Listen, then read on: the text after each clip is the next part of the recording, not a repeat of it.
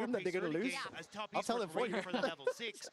They still were able to find these moments. So, I think so it's my about read was, finding my comfort read in that was, bottom if lane G2 win a so that game, we the don't end up mental start falling breaks too from far top behind as Esports, G2, and then but things fall also apart. then finding If ways G- where we can be a the bit more problem, and this was proactive in actually the early problem with stage any from our international jungle. event from top And if Esports, we look back if they to how turn up they and they're did just win mentally at calm, MSI, it one was of the best because teams in of the world. bot lane. They had huge That was a very advantages. calm, Is that the collected top. difference between Very Mickey X and controlled. Laravi? You gotta ask the question. Weirdly, I think I it's mean, we'll have sometimes to better see. to They think didn't of top make it to Esports the like the World most Quarterfinals last LCK time team with in the Mickey, so we LPL. gotta give back credit to Slow, them. But the bot collect lane around was objectives. They extremely can dominant. Also snowball, loved how but they they got still love Cream that little involved. bit of Had this objectivity counter kind of pick, PTB calmness. spot, they donated the kill, somewhat and he scary really then, took I over. think. They really need to stabilize G2 Esports. They're on I the was home really soil of interested top because we saw this Esports, in and they Swiss look stage as well, at the poised same to matchup. get to that And semi-final. We'll be right back with Game sorry, this is the most important. What is the camera angle like? Because we can't see Twitch chat. So like, are they happy with this? Yeah. Speed. Yeah. Minimal in the corner. We've got this the second Okay, do you want to go walkabout? Let's go walkabout. Okay, we'll go walkabout. You stay here, dog. All right, I'm coming with you now. So we're on the move. This is some production quality. Yeah. Holy shit. So, if you come with us, There are some other Twitch streamers that don't have multiple cameras. Fan audience. Make sure you watch. Alex and I here. is insane They're the same This is person. a Fuck's sakes. yeah. This is our setup. We have the two screens. We have OBS here. Okay. We're actually streaming in 3 different places at once right now because we have Twitch, we have YouTube, and then we also have a restream on the Onivia YouTube highlight channel as well. Okay, wait, I'm gonna sit down by you. Hold on. Very cool. Are we going behind the scenes now? This is the microphones. We should be getting locked. yes, we have, Sam. I made sure to do that first. It's better. Should we use that setup or the setup? Well, I think it depends if we want to walk about more. I actually quite like having this. And also having the full cam makes it cool to have. We have the feed in the background, but it's a little bit different. You get to. I want to say hi to chat, by the way. Thank you for. Sorry, don't mention this much. Hi to chat. No, it's all good. Mike's muted. It's all good. Thank you for the kind words and the greetings. I dropped the Twitch prompt for you guys too. Yeah. Upper cam. Gotta keep us fed. Get a slice of bread. I'm going to be here chatting the whole time. But like, I mean, when was the last time G2 actually made it out of groups at Worlds? Was it 2020? Jeez. They've done MSI. Unreal. That's unreal. Drop the main broadcast volume. Cool. We just got to figure audio stuff out. Drop the main broadcast down, so now we should be much more audible. Nice. You guys have to clip this and put it on socials. Specifically upper cam. I think it'll get more clicks than me. That's just not to be rude. I also agree. Dude, I'm well aware. If we're gonna do walkabout, let's go lay on the red chair. Cool, perfect. Have you seen Graham Norton? So I think we've now figured out the volume and stuff, folks. So we're gonna go walkabout. Yeah. So everyone, welcome to the GT party. Sam, by the way, I know you're off mic. How are you feeling, Sam? I'm having a good time. I'm just yelling loudly and hoping it gets picked up occasionally. I'm just gonna tell you all now that won't be the I will say this as well, because my wife works for G2. I'll do a quick promo. You have the G2 viewing party, right? There's free food, there's free drinks, there's free boba, and it's a free ticket. There's still tickets available for tomorrow. Apparently free games for Top Esports too. Touche. Actually, high five. Yeah, I gotta admit that was pretty good. But yeah, if you're in Berlin, come hang out. The guys are putting on the viewing party tomorrow. What was the Star Wars squad last time we met? I was the Jude. Now I am master. I want to lie on the red chair. Cool. So, is this gonna be super loud? We'll find out. Well, we don't get to check chat. It might be very loud and not great. What's up? So wait, hide the belly. What we can do now, if the game goes badly enough, we can use this as the therapy chair. This might be our fallback plan. Anybody that's watched Graham Norton, story in a red chair. You sit right in front of the speakers. Yeah, I know. Once upon a time, I told a joke. Okay, let's move on. Okay, so John's chilling over there. I'm following you. You've put me. I'm following you. I'll mention this as well, only because he's a personal friend. The CEO for G2 is actually out in China right now. Oh shit! And he's somebody that we used to work with. You know, we all know what the content games are, right? Yep. The content games are so prolific that this is what it's done to him. His most recent portraits is beautiful. Okay. And I know for a fact that my friend would really appreciate this being shown on stream. So, oh my God. Yeah, that's all. That's all. There you go. That's it. I hope everybody's having fun. Obviously, we're not looking at chat right now. It's quite special to be chatting to you guys and hanging out. Very much appreciate the love. No worries. That Alex and Sam have shown me, and yeah, this is quite nice. Oh, I have to wheel them out of the old man's. It's the truth. Like honestly, this just feels really good. So I'm just you guys know I'm very happy. Hey, maybe he'll reply to our messages about organizing food sometime. To be fair, we tried. If you weren't going on holiday, we'd go next week, okay? And if I was in the country, this is how we've learned to manage our friendship. If it happens like in person or on camera, very effective. The chats for chats. Obviously, this is just Alex and Sam flexing. They get to go to dinner with me. Yeah, exactly.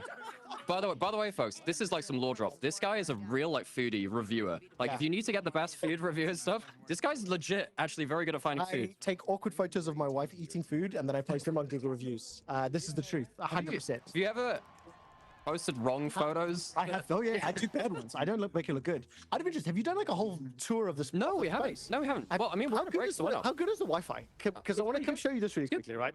So again, since I'm the shill, okay, we'll walk past the upper spot. She's down here. We'll say hello. Yeah, we have hello, Flu. Yeah. Hello. She's quite overwhelmed because she has so much attention. She loves attention. She was a lot of people. Blindsided by creams like Harley. Yeah. We all were. We all were. I mean, she's the color of cream, right? Exactly. Yeah. So keep coming this way. I'll keep showing you the tour. The entirety of the office has been pulled apart.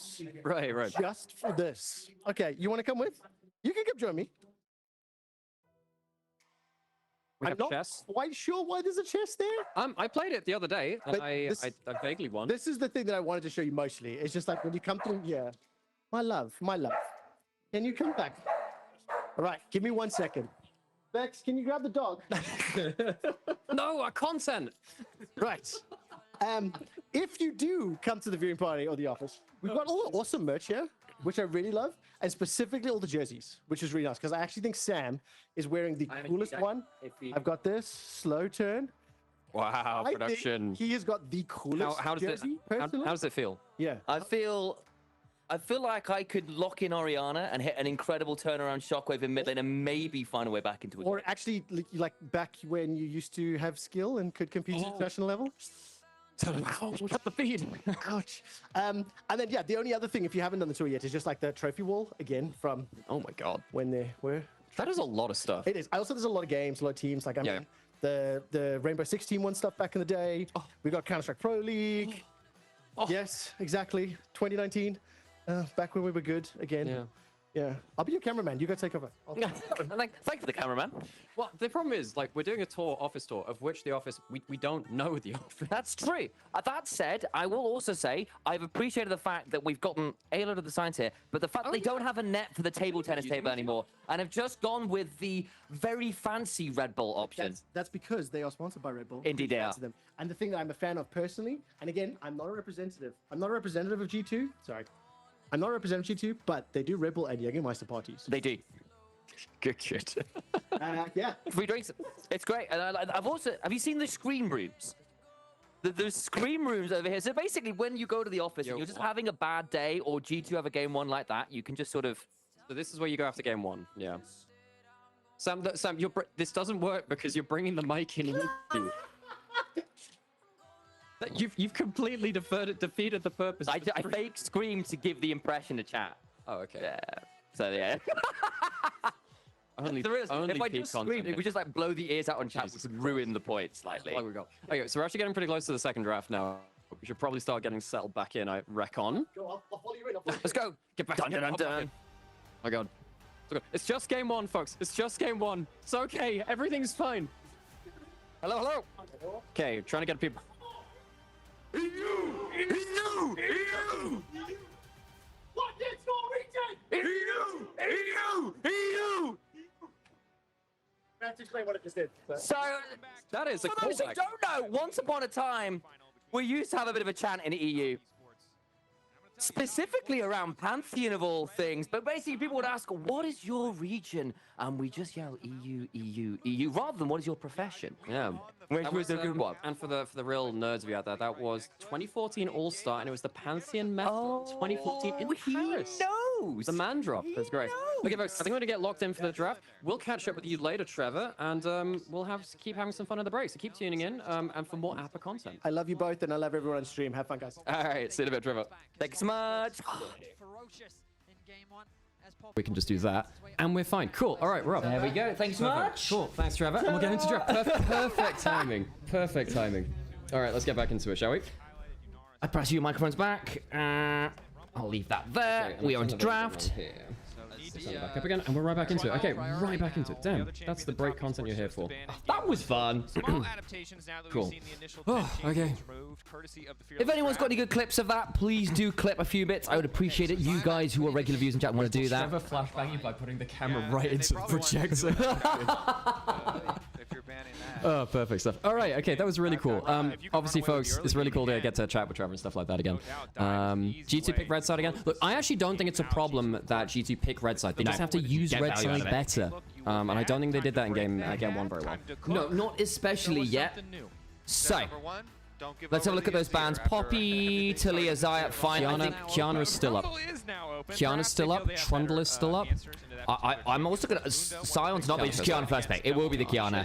And the thing is, if you lock Trundle into Kiana, you often don't have a great time, because Trundle doesn't get auto attack very much versus Kiana, and you can get stunned around your own damn pillar, which is really, really annoying. Yeah, I'm getting quite worried, actually, for...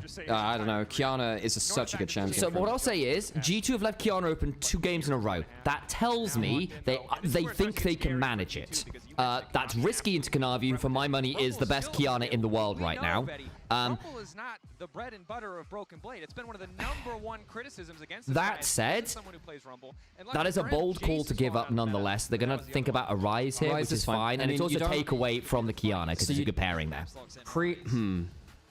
Yeah, and I don't think you ever want to see Cream on Annie. I think G2 have this is good because Cream is a good Rise. I don't like his Annie. And if you're gonna get and why is this important? There are 2 point-and-click mid laners that really work well with. You know what might be actually kind of Kino?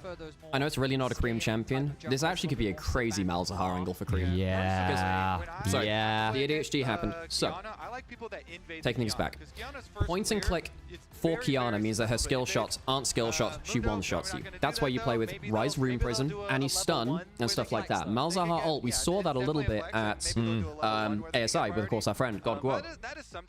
The green grasshopper of predictions. By the way, I think we do that if it gets to, like, Game 5 or something. We bring out God Guo for our predictions. Or at least the deciding game, one way or another. That said, to go into this draft, I did wonder about whether they would lock the Mundo into Qiyana. In an individual matchup, Qiyana can't actually kill the Mundo. That's one of the big things. And you try and CC him, he ignores it, and your CC is quite limited as a Qiyana. And then, yes, you can Grass Blade, but Mundo actually, if he hits the cleavers, especially blind, you just get run at, and you have a horrible time. If you lock Aurora here, I think it's a pretty easy Galio slam for BB, actually.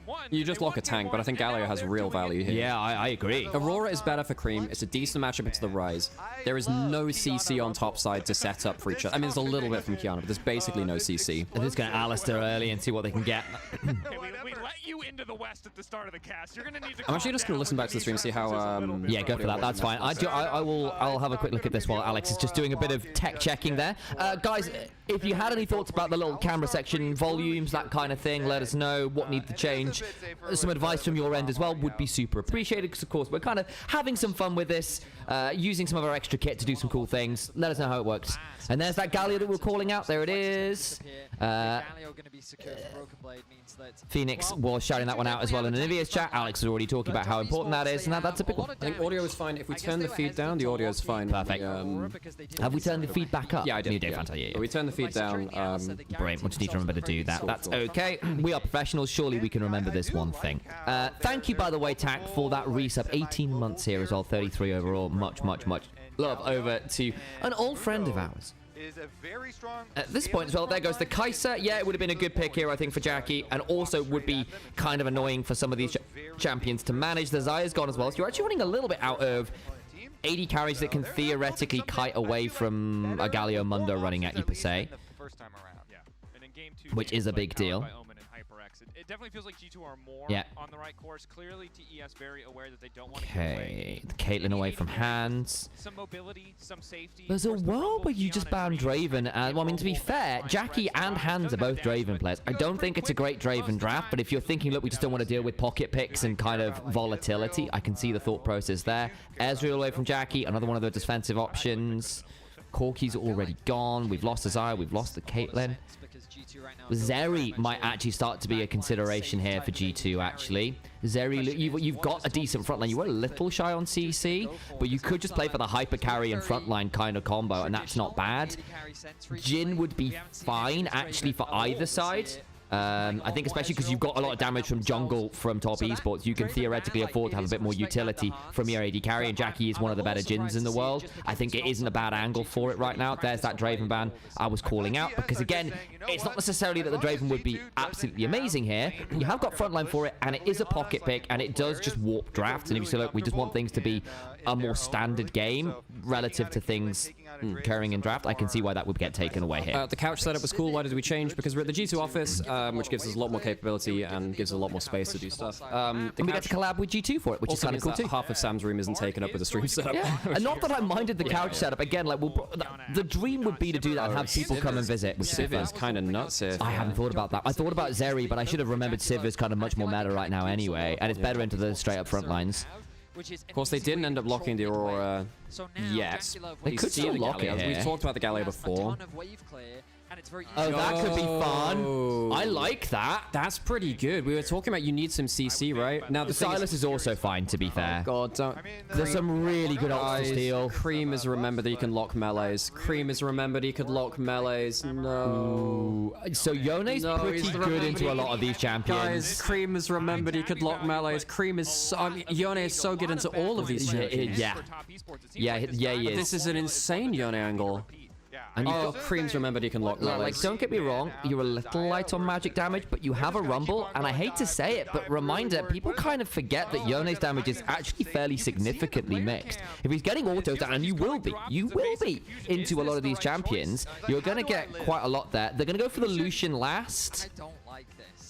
Full disclosure, this man has not gotten his The Lucian's... Okay, I think top is also smash this draft. If there was ever a game to change it, You're aggressive. You're solo range into Rumble Yone. And Kiana as well, even. Like, it's not hard to get a decent... Like, okay, don't get me wrong, Mundo will ignore some of it. I'm not going to lie, folks. Not to be too doomer, I'm really not liking this from GT. By the way, I also just wonder if we should sync up with the main room so we're not screaming and spoiling it.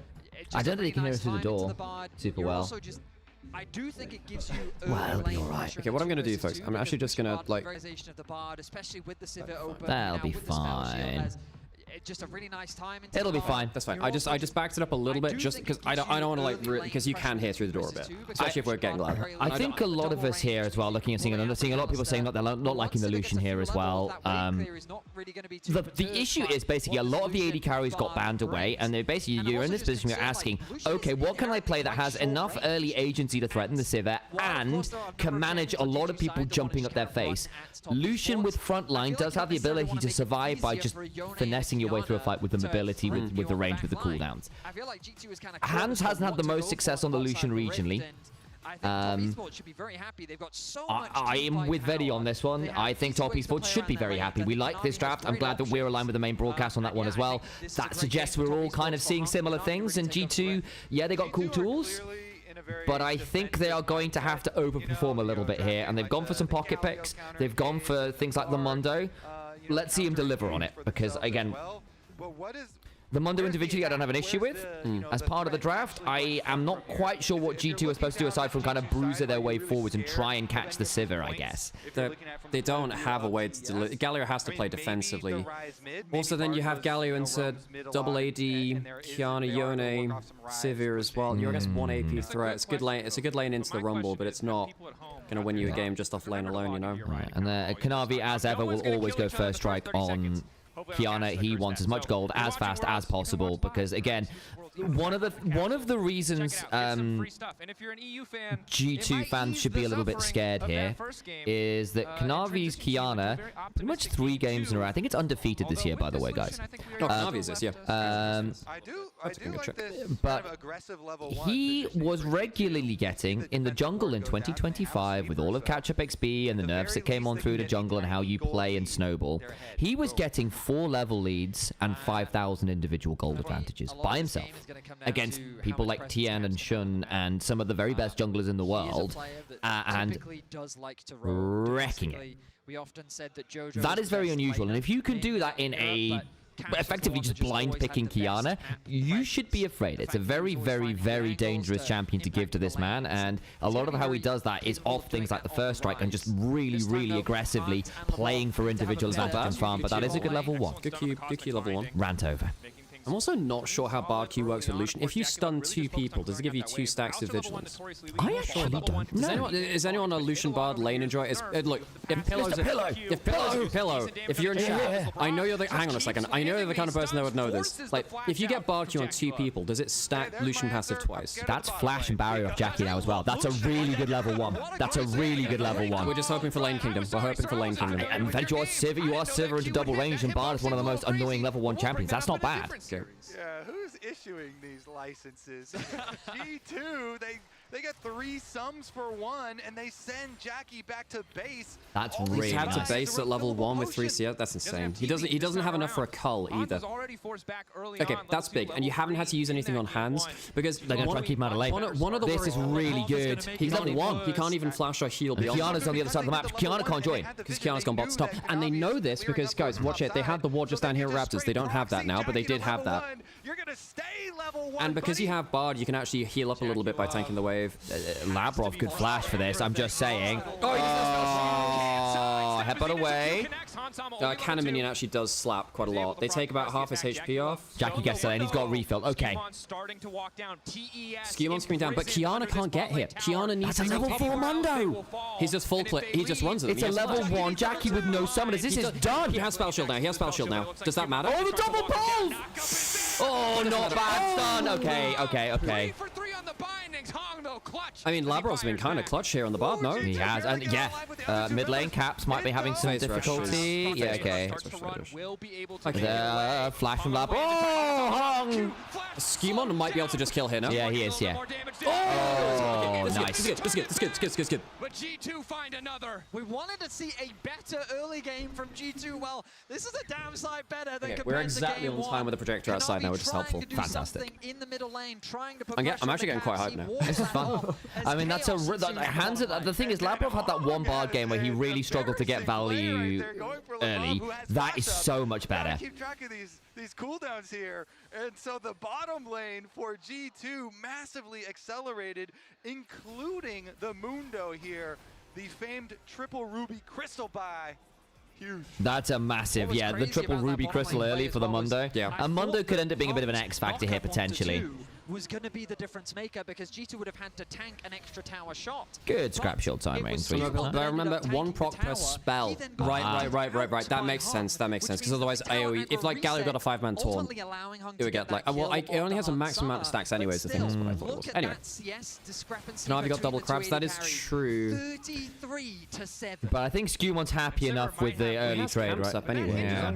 And he gets the additional kill because Hung went to try and get a kill back and buy time. I love this one. I love this healing shrine because that means it's effectively a pseudo ward. It's a pseudo ward. Yeah.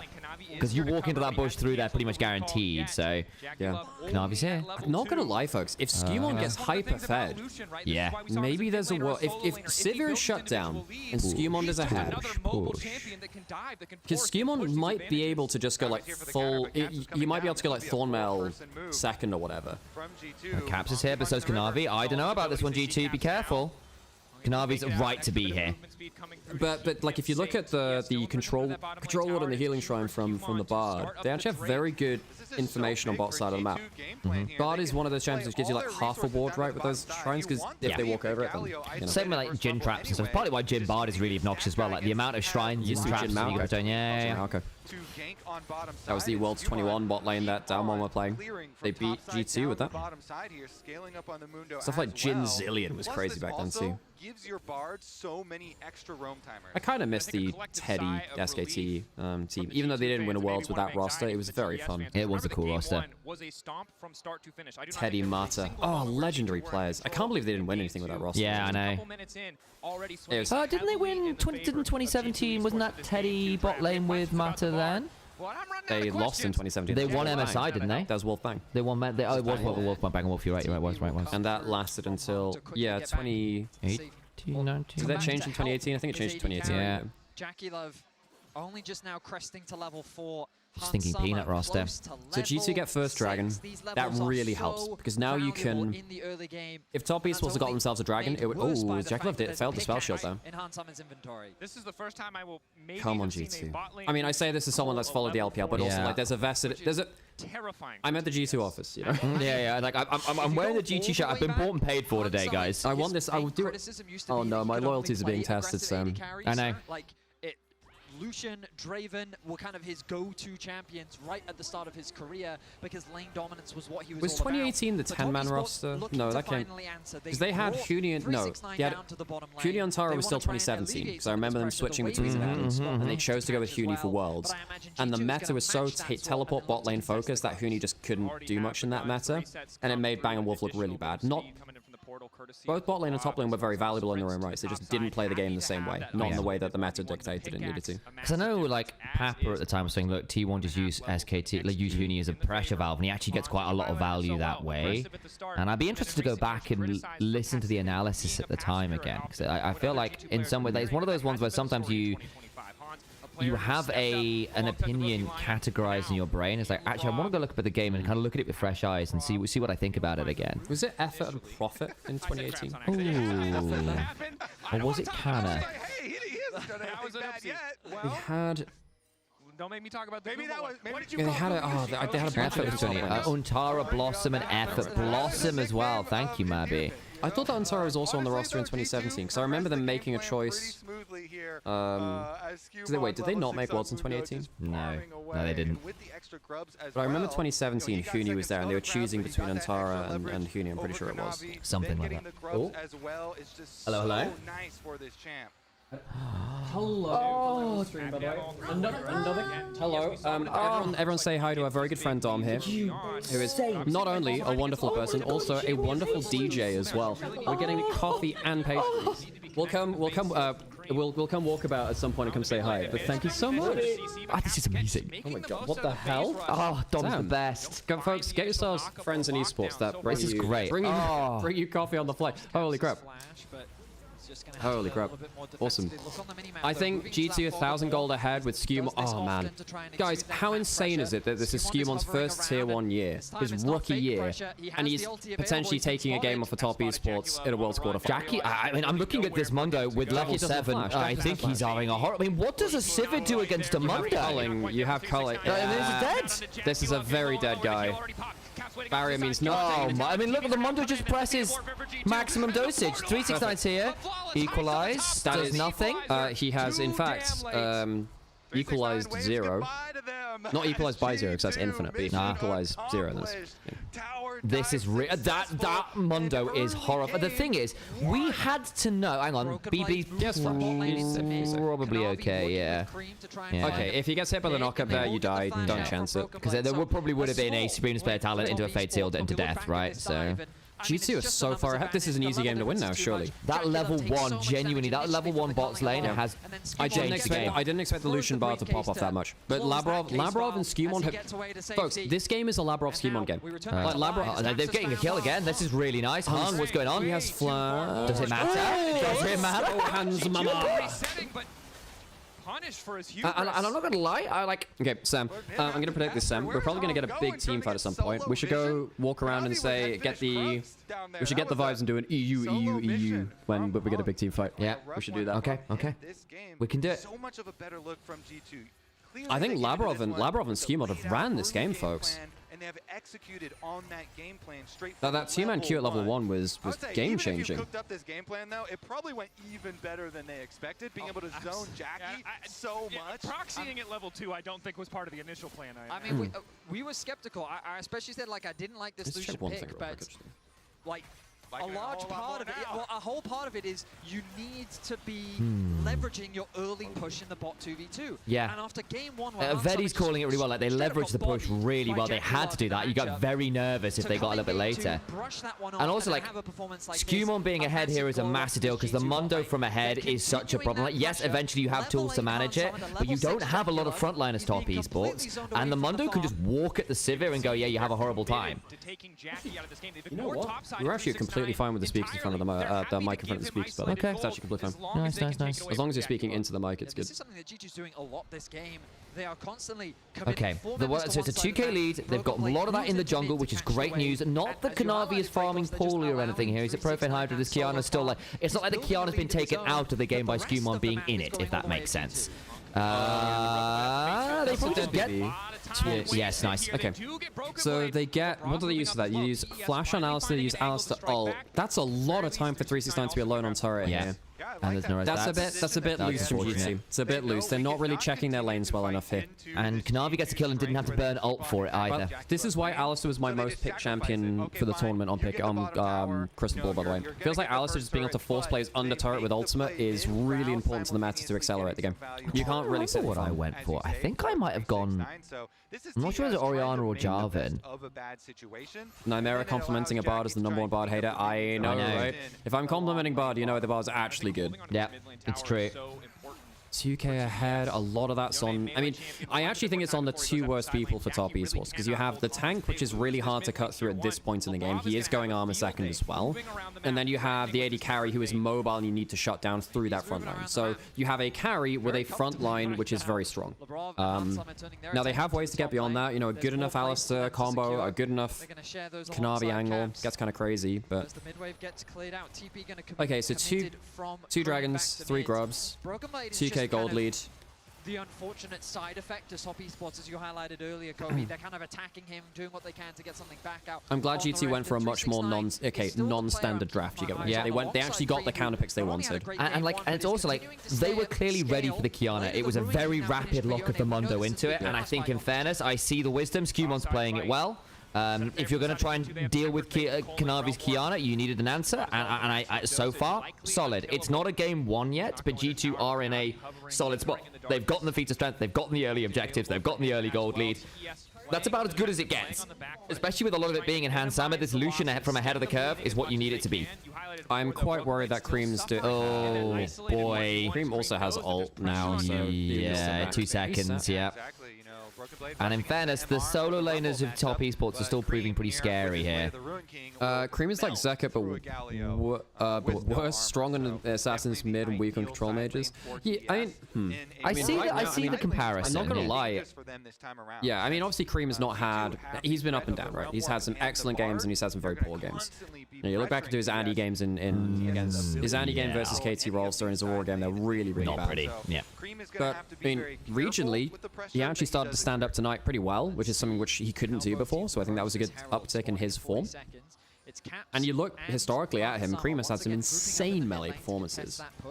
Bot lane has been completely abandoned. Main worry is I still think G2 loses late. I think if you get to 4 items on everyone, then G2 lose late. I think even 3 items is getting a bit scary.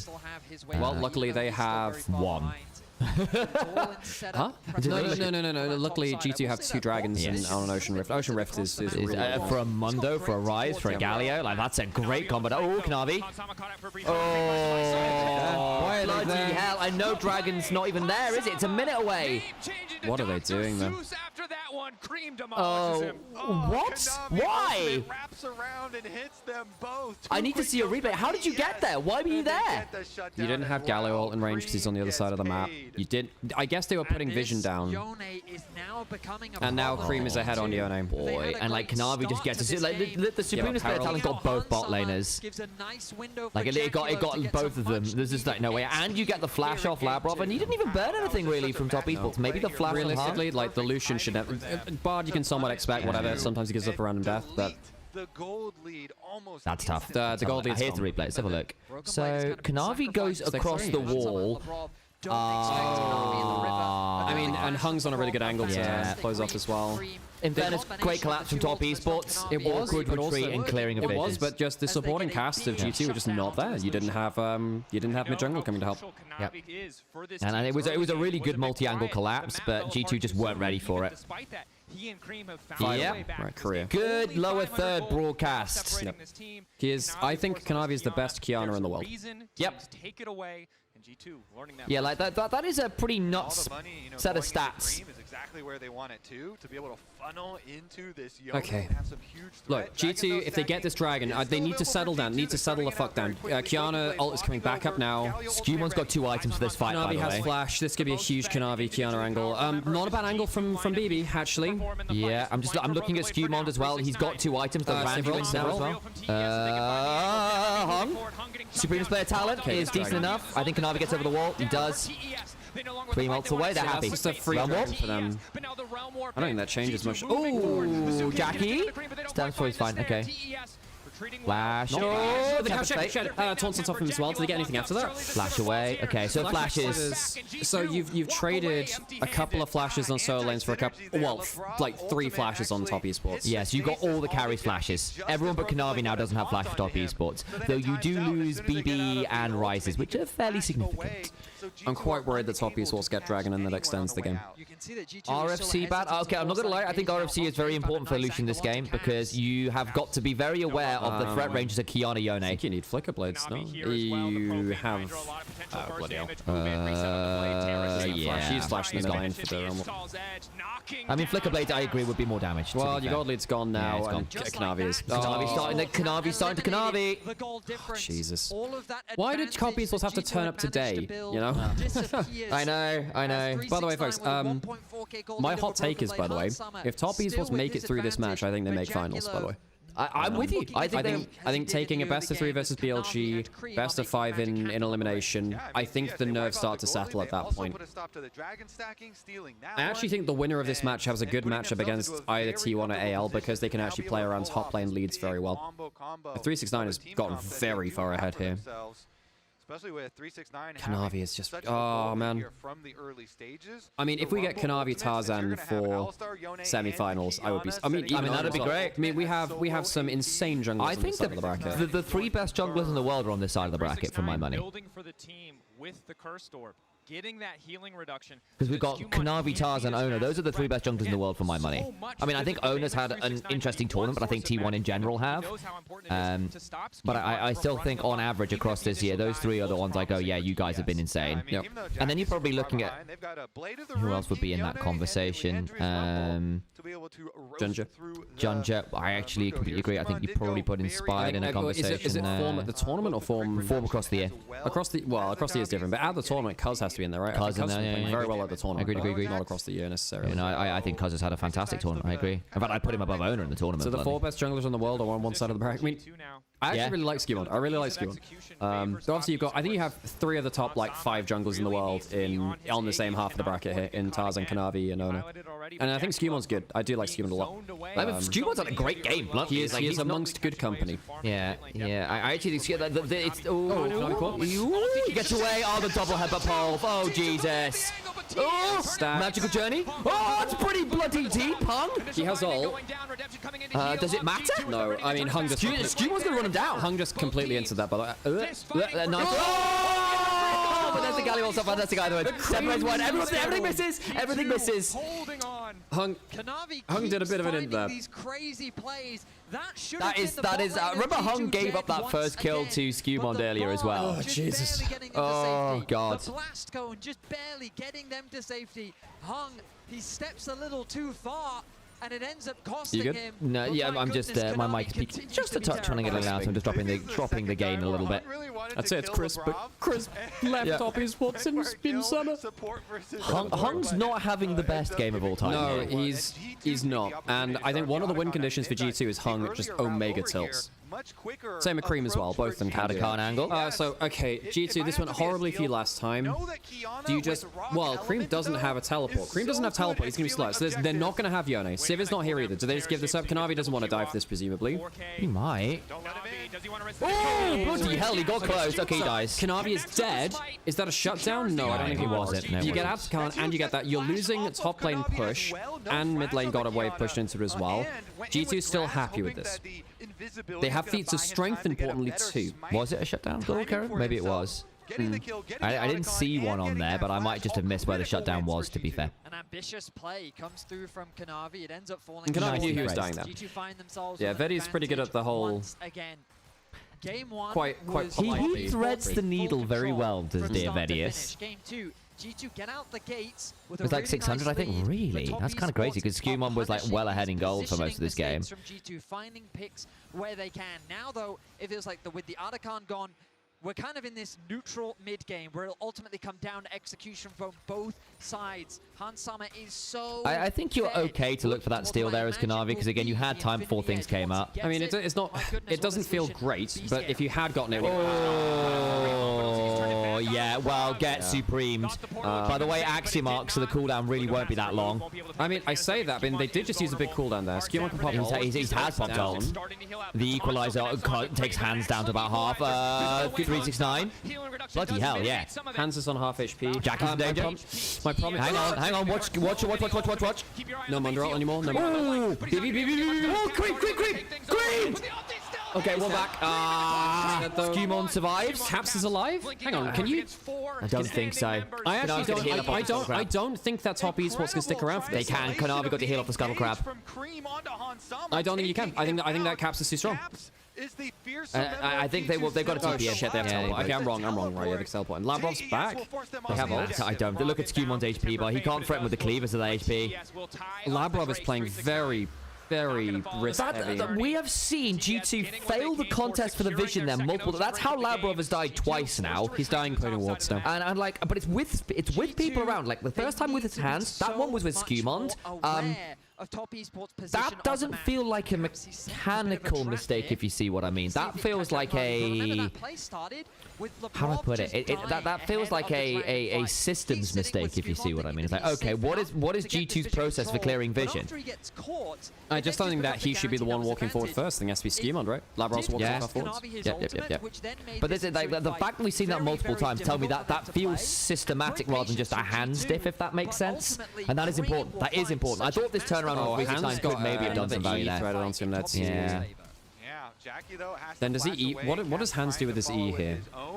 It actually got kind of dicey for them at the end. He just doesn't have his E up. I don't know, man. I think if he can eat to the side there, maybe you turn it around with a kill more quickly. Also good from Cream to threaten like multiple members and get the kill onto Hans there. Did Hans have flash? Because I think if he has to flash the... He doesn't have flash, no. Yeah, okay, well there you go. It is pretty difficult then.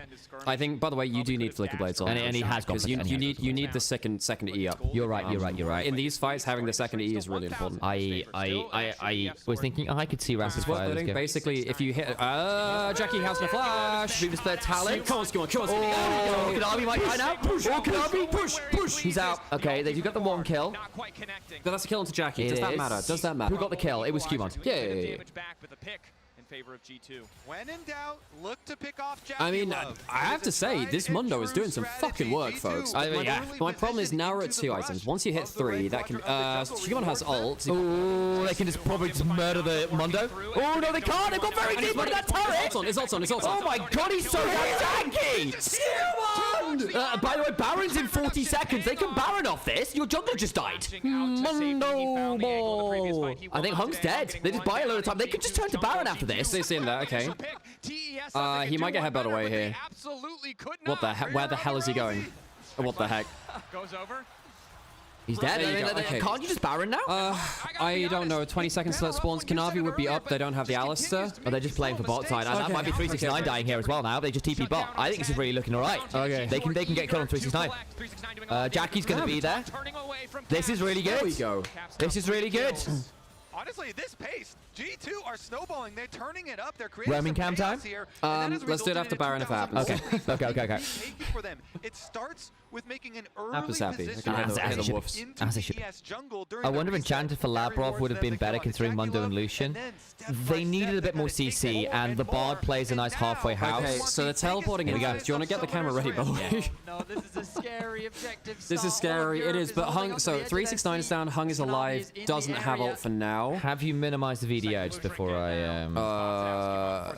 yeah, video's off. Yeah. Okay. All right. Come on, G2. Don't throw it here. Kanavi has flash. This could be a flash. This could be a flash steal. That's not a bad stun for Jackie. Oh, let's go! Kanavi! It's not good enough. It's not good enough. Flash away. Labron's gonna get the stun. Oh, let's go! There we go. Okay, that should be the fight. That should be Baron. All right, let's go a roaming cam, folks. Let's go a roaming cam. Okay. We're gonna go say hello to the G2 audience. Who don't 5 or 5 members. They put the pressure onto Kanavi. They get the pick onto Jackie Love, and they're looking to secure their first Baron of the series. What a domino effect for Okay, G2. right. That's the wrong way up, Sam. Do you want a vertical? Whatever, it's fine for now. Okay, let's go. They get all the kills. They get the Baron. You can breathe a sigh of relief. Hello there, Yannick. How are you feeling about G2's chances? Hey, I think it's well, it's going better than game 1. Okay, that's for sure. Even with Preem realizing that he can lock in melee champions, looking okay right now. Yeah, well, that's the one scary thing, but luckily we've realized that we have a bot lane. How hype do you think it's feeling in here right now? It's getting, the energy's getting up. Go, do you want to start getting the energy up again? Let's get a quick shot in him. Yeah, get him in. And now they're looking to equalize this series. Hello, folks. Looking a lot better than game 1. All right, this is incredible. The room is super loud. It's gone. The mid-game, 15 to 25 minutes, I was nervous AF. Yeah. Last fight, okay, this is 1-1. End of story. Not even a question. Why are you here for dog therapy? We're winning. I'm here because Apis calms the nerves. He does. By the way, how are things over here? Good. You know, it's nice to catch up with the OG. Up is our #1 cheerleader. The vibes are high. I put you on a high five? No? She doesn't want to. Okay, too much excited. Yeah, okay. I love you. I was really hoping that would work. Quite literally a hand stiff. There we go. We try it again? High five? Wait, we'll do this for a treat. We'll just, because chat loves Upper. They love Upper more than the rest of us. Oh, that's great. Themselves. that allows Hey, you so really impressive use of the that's Baron right. buff High five. that guarantees Yes. gold will be Okay, destroyed. now can you Gold just will close be accrued because she's for excited. G2, This is and going to be a bit of a points that they teethy have kiss, showed on but she will stage kiss me. here Stop. after being demolished Sit. in game number 1 Wait. results in G2 Wait. knocking on the base Thank you. of TES here. Oh. Anyways, after therapy, you guys are going to miss the end of the game because we're pushing into the base already. Well, I don't think it's going to be the end, but better question. Do we have the draft depth to win this? It goes deeper. Yes. Oh, I think that once you get the choice champions out of Cream and a couple of the carries out of 369. So Akali's gone, Yone's gone. What are the next one you have to be scared Kiana's of? gone. I think that Kanavi undefeated on Kiana in his career, best Kiana in the world. G2 are beating him. That says a lot. Yes. I don't know. I'm feeling winning. As I said, I think if G2 get a game win, I think TPS will. Are they going to win? Yay. No, you can't eat that. That's not food. Well, she can certainly try.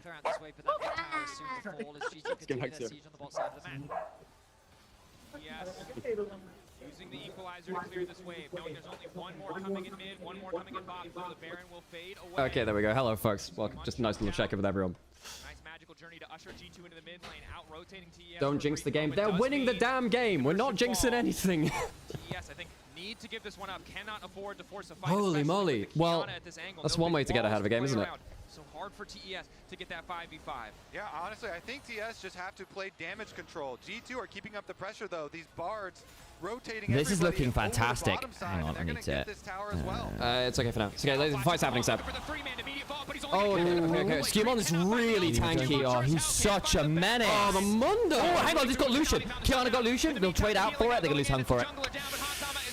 So, I mean, Hans is dead. Hans is dead. Flash. I don't think it matters, though. Don't they just end the game off this? I don't know. Jackie's alive. A lot of wave clear. Yeah, they do kill the Lucian, which is fairly significant. Okay. Bloody hell. Well, folks, I mean, as we were just saying with Quickshot, that basically, look, I think top esports, as the series goes on, you're losing big champions for Cream, particularly. I think that 369 losing some comfort picks hurts a lot, too. I mean, he still has some of his tanks, you know, like the Scion, the Cassante, whatever. I think G2 have a very deep champion pool. You know, this is, of all the teams in the world, G2, I think, one of the ones which have adapted to Fearless and champion pools the best. They'll put themselves onto Soul Point, and they'll hold on to the lead for now.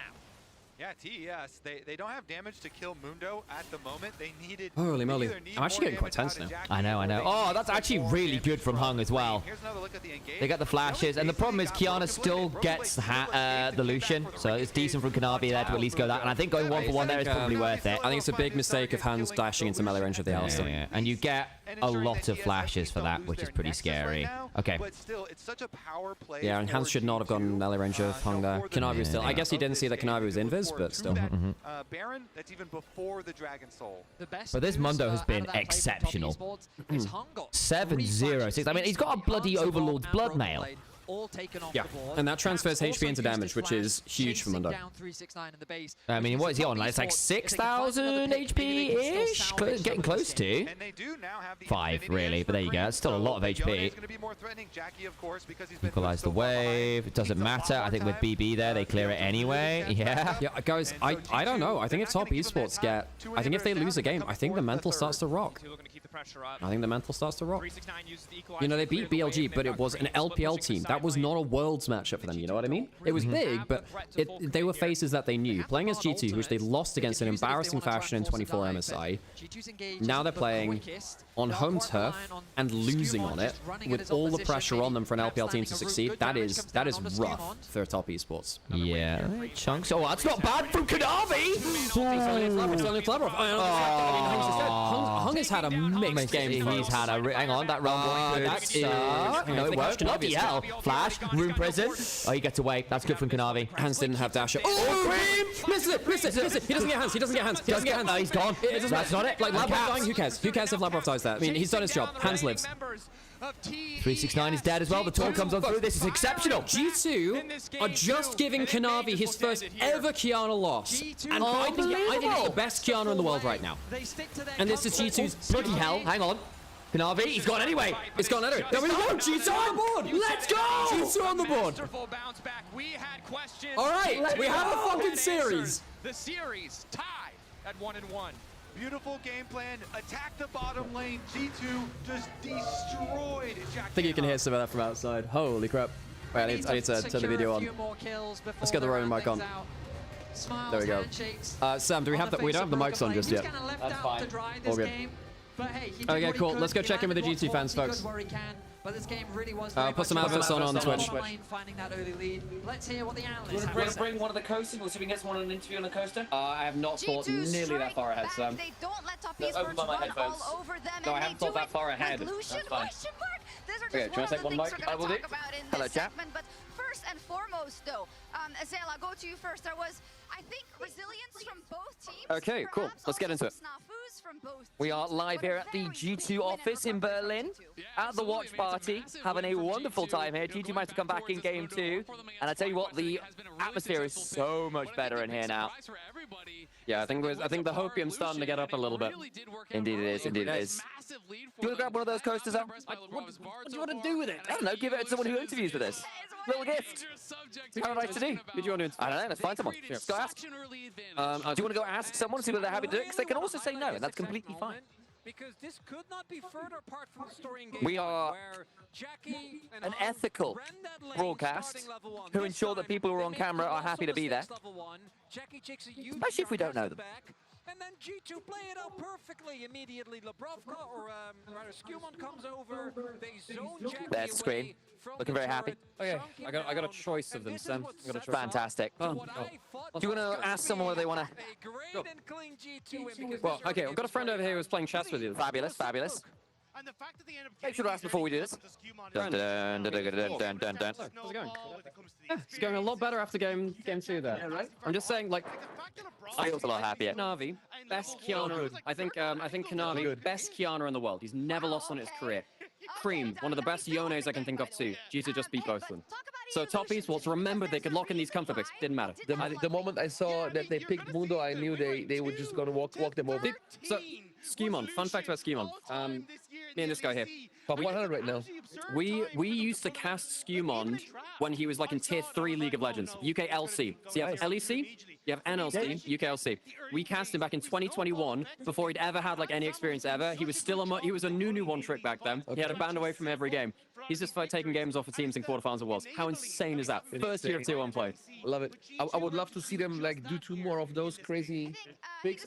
What you think they're gonna pick next? It's G2. They can pick anything. Just play hit random. They'll pick it. You know. Do you think they're gonna repick like Onivia, Malzahar? the Poppy Onivia thing? I think that Poppy's really good. I think Poppy's really good, particularly if you see. I think 369 might go towards Cassante, and then you start seeing BB pick out the Poppy. Now I don't think everyone's going to do that, but I think BB can play a top lane. No, but I mean like this Poppy Onivia thing. That combo. Do you think they're gonna do it again? I don't think they do that because the Rise is gone now. They typically do it into the Rise. So Poppy, yes. The Onivia, less so. I think that one's a little bit harder to manage. We'll see. Maybe they have something else cooking now. Okay. I hope. Well, thank you very much for coming to chat with us. So, friend, over here, what are you like? You are trying to channel your inner G2 with this ARM over here. Sam, do you want should we do a draft breakdown of what's happening over here? Are you happy to have this on camera? Yes. What have you? Well, we don't ask these things, you know. We just do, yeah. How are you feeling about your comp this game? This is absolutely going to be. I can't say that word on stream. It's going to be hell. It's going to be hell. Okay. What are you playing? What are you playing? You're playing Sejuani with 0 melee synergy. Wonderful. Yeah. And you're playing that into a Shen. Shen can be okay. You have like 3 auto attackers into a Shen. Good. Yeah. And you're into an ARM Katarina. I know exactly what's going to happen. Zoe's going to hit a bubble, Cat's going to ult, and Camille's just going to close. Yes, this is if you had come to the GC Watch Party, you could have this kind of analysis. You actually just gain this kind of analytical knowledge as you turn up to the building. You know what?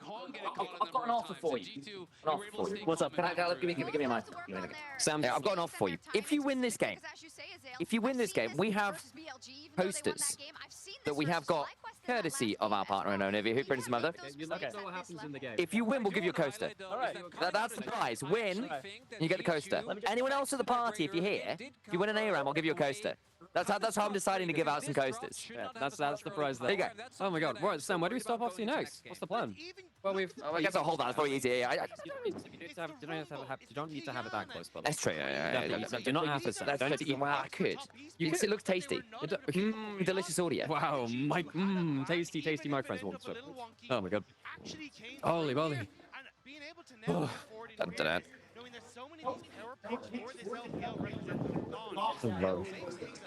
I think found Appa again. Obviously, the dog therapy works. You know, there was a time before Appa, and then we came to see Appa, and then we won. So obviously that is good How that things they down here? fought back. They're still in this World Championship, and they're still on course to You know, it's scientifically proven, chat. We cannot argue with science. This is amazing. The app of science has proven itself. How are you today? How are things for you at the GT Watch Party? Amazing. Amazing. But also, Dagda said it's going to be 3-1. He is the prediction goat. I think the vibe's looking pretty good. Now, game one, pretty bad. But as soon as Top Esports start losing, they nosedive. This team is one of the most mentally fragile teams I've ever seen. Despite the fact of always, oh, Top Esports, they reverse swept. We're not Fnatic. We're G2 here. We don't get reverse swept like that. They are the... This is a good European team. If anyone for Fnatic would like to have a rebuttal, don't send it to my email. I mean, you put on your own watch parties here. Let's go. We can get some rivals.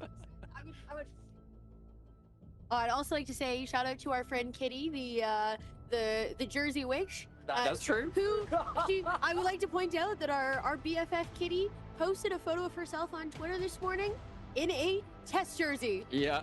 I believe the quote was, you know, someone gift me a jersey, I'll support you. And I'm pretty sure that all of the jerseys she's been wearing have been losing.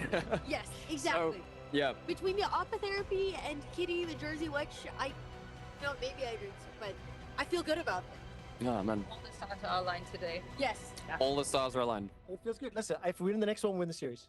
I get nervous if we don't win the next one. It's that simple. I have a quote for all of you back home as well, because I don't know who actually read this interview from Hom, who's the coach of Top Esports. We mentioned this earlier, but it's a very good quote. But basically, he had a statement which basically said that the mental issues that Top Esports go under, that the collapses they have are, and I quote verbatim, extreme, and they have no idea what to do. They've tried all year to fix them, and they just can't do it. And every player on that roster has an issue with the mental stuff. And that, after a game like that... Look, I think the win from G2 there, I think, was more confidence-inducing. Yes. After the defeat they had in game one, right? So let's just hope that momentum carries their fate. Also, this is like very surface. We love surface level analysis here. It's our favorite thing. If the draft looks weird from G2, I gain confidence. If they pick normal stuff like game one, Xin Zhao, all that stuff. What was the stats they threw up? Was Hansama all-time Lucian 2 and 13? I think I saw something like that. I didn't see the exact number, but yeah, like maybe phenomenal stat, phenomenal pull. I will be honest, I saw Lucian Bard and I went, GG guys, 0-3, at least I can go home early. Especially because Labrov played the barding with Swiss Stage and looked kind of ass. I don't know why. I keep reading Labrov as Larbov. And I know I'm a bit, I'm sorry, dude. It's the Thai food. It's just, it is, exactly. Okay, side selection. Top, do they go red side again? So, Top Esports have side select for the first time this series now. So the way that it works, folks, G2, they had side select in game one. They chose red side. They lost in game one, so they chose it again. Top Esports get to choose. The later you get into Fearless, the more red-sided it gets, because power picks start to go, and you start to get more counter picks. Do we see Yunara at all this series? Because in my head, Yunara is pretty much instant win. It's very lane dominant, and I think what we saw there is that Top Esports always love lane dominance. If you give them a chance to pick Yunara, they'll play it. So I think it's more a case of what do you want to trade for it. So for instance, if you can, what would you trade for it? Maybe Azir at this point in the draft. Yunara Azir might be a trade because Azir has been very good. However, I think Cream should be on melees. Prio. I feel like it's all about Prio. So giving, like, I feel like nobody really wants to have Azir, but also not give, no? But this is an informed opinion. As an analyst within the pro scene, we've got ourselves a lot of What's your prediction there? Do Top Esports go blue or red side? And what do we need to beat them? I feel like it depends, because blue side is like usually better for a bot lane, and I think the bot lane prio, the bot lane matchup is like really important for the series. So I could see them going blue side, but if you say they're really like solo lane dominant, then maybe they go red side. Notice how much better he is at putting microphones in front of people's faces. One other thing I'll quickly say. Could you introduce yourself to the camera, and if you would like to advertise your social media, let us know where you can follow. Do that too. I just couldn't find it. He's better at this. Okay. I mean, my social media is SininLol on Twitter. That's a good idea. Spell that for us. It's SININE and then LOL. And you work at GX? I worked. Okay.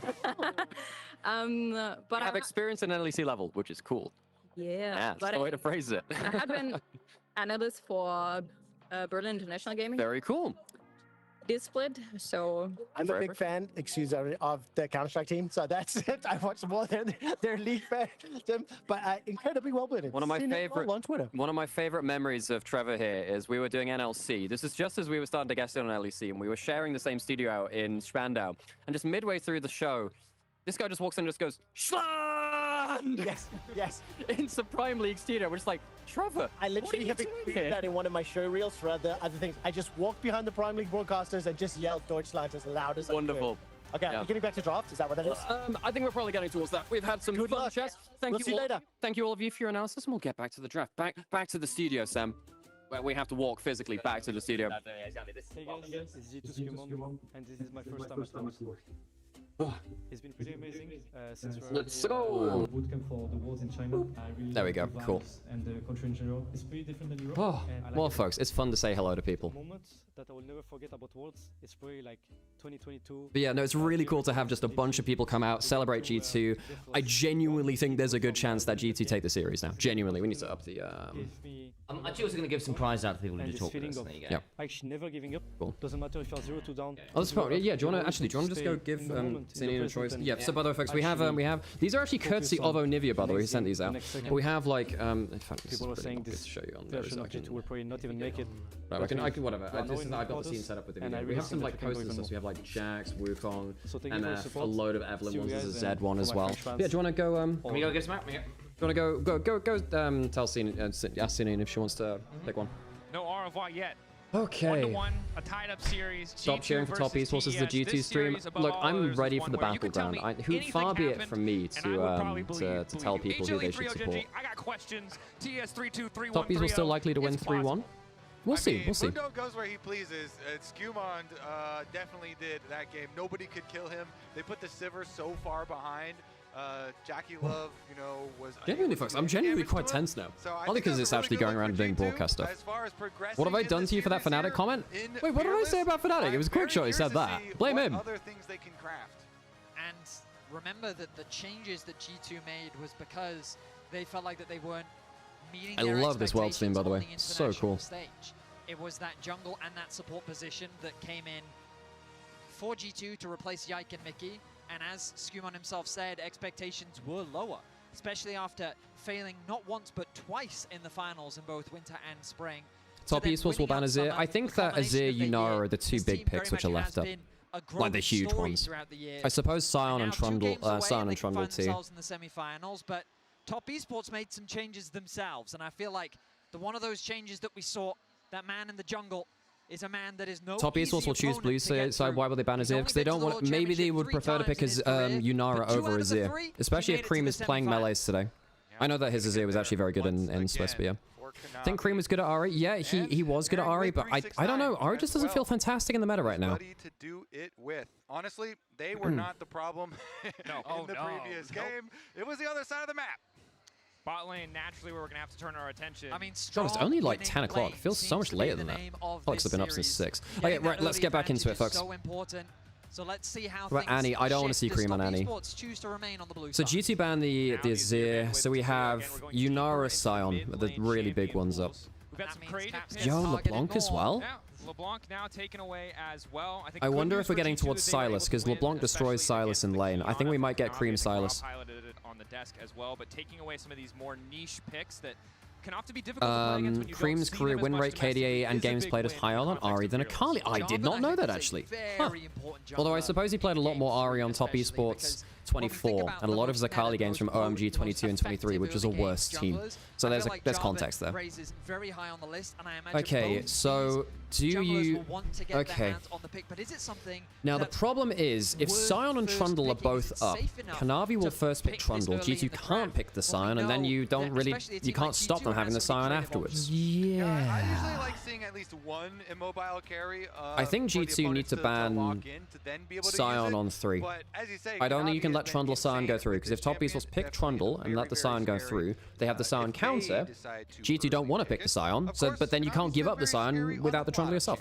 So yeah, they're aiming for the Sion. You got to ban the Sion now. If you don't ban the Sion, it's straight first pick. I mean, to be fair, G2 knew that the Kiana was going to be a thing, had the Mundo ready for it. Yeah, no, so Harold has the right take. Well, no, this is the problem I have here, Harold. If they leave Scion up, then the first pick Trundle means that you can't take the Scion, but then they have the Trundle to counter it if you do. So you've got a couple options, because again, they are going to ban the Aurora, so they are taking the option. Are we Scioning? Are we Trundle? I think you first pick Trundle. G2 can't lock Scion because it's countered at that point, but then they also can't...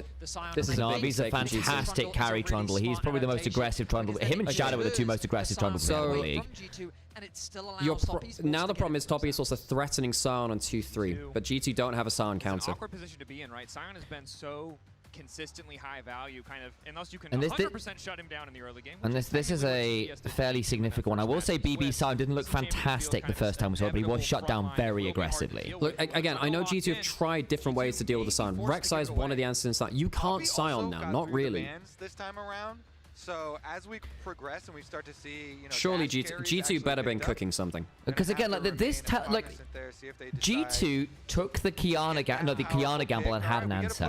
You surely have to have an answer for the Trundle Scion, and I trust G2 have at least done some cooking. Ivan might be it. Ivan might be it. Okay, we're cooking. It was Yike on this. Reminder, guys, when we were talking about G2 and their win conditions into top esports, it's them coming in with really creative draft plans and saying our champions pools are just deeper than our players' champion pools are deeper than yours, and we know what the meta is, and we have answers into it. They've had the Onivia, they've had the Mundo, now they're bringing in the Ivan and saying Trundle is blind, Ivan mashes you. It's not a fun time. Daisy really messes with Trundle. See the Ezreal Karma. Do you need to lock Nico now, or do you need to lock a range support to deal with the lane? Nico's through, you're right, it hasn't got banned, so it might well just be the Nico here, right? Oh, to get over the Trundle pillar.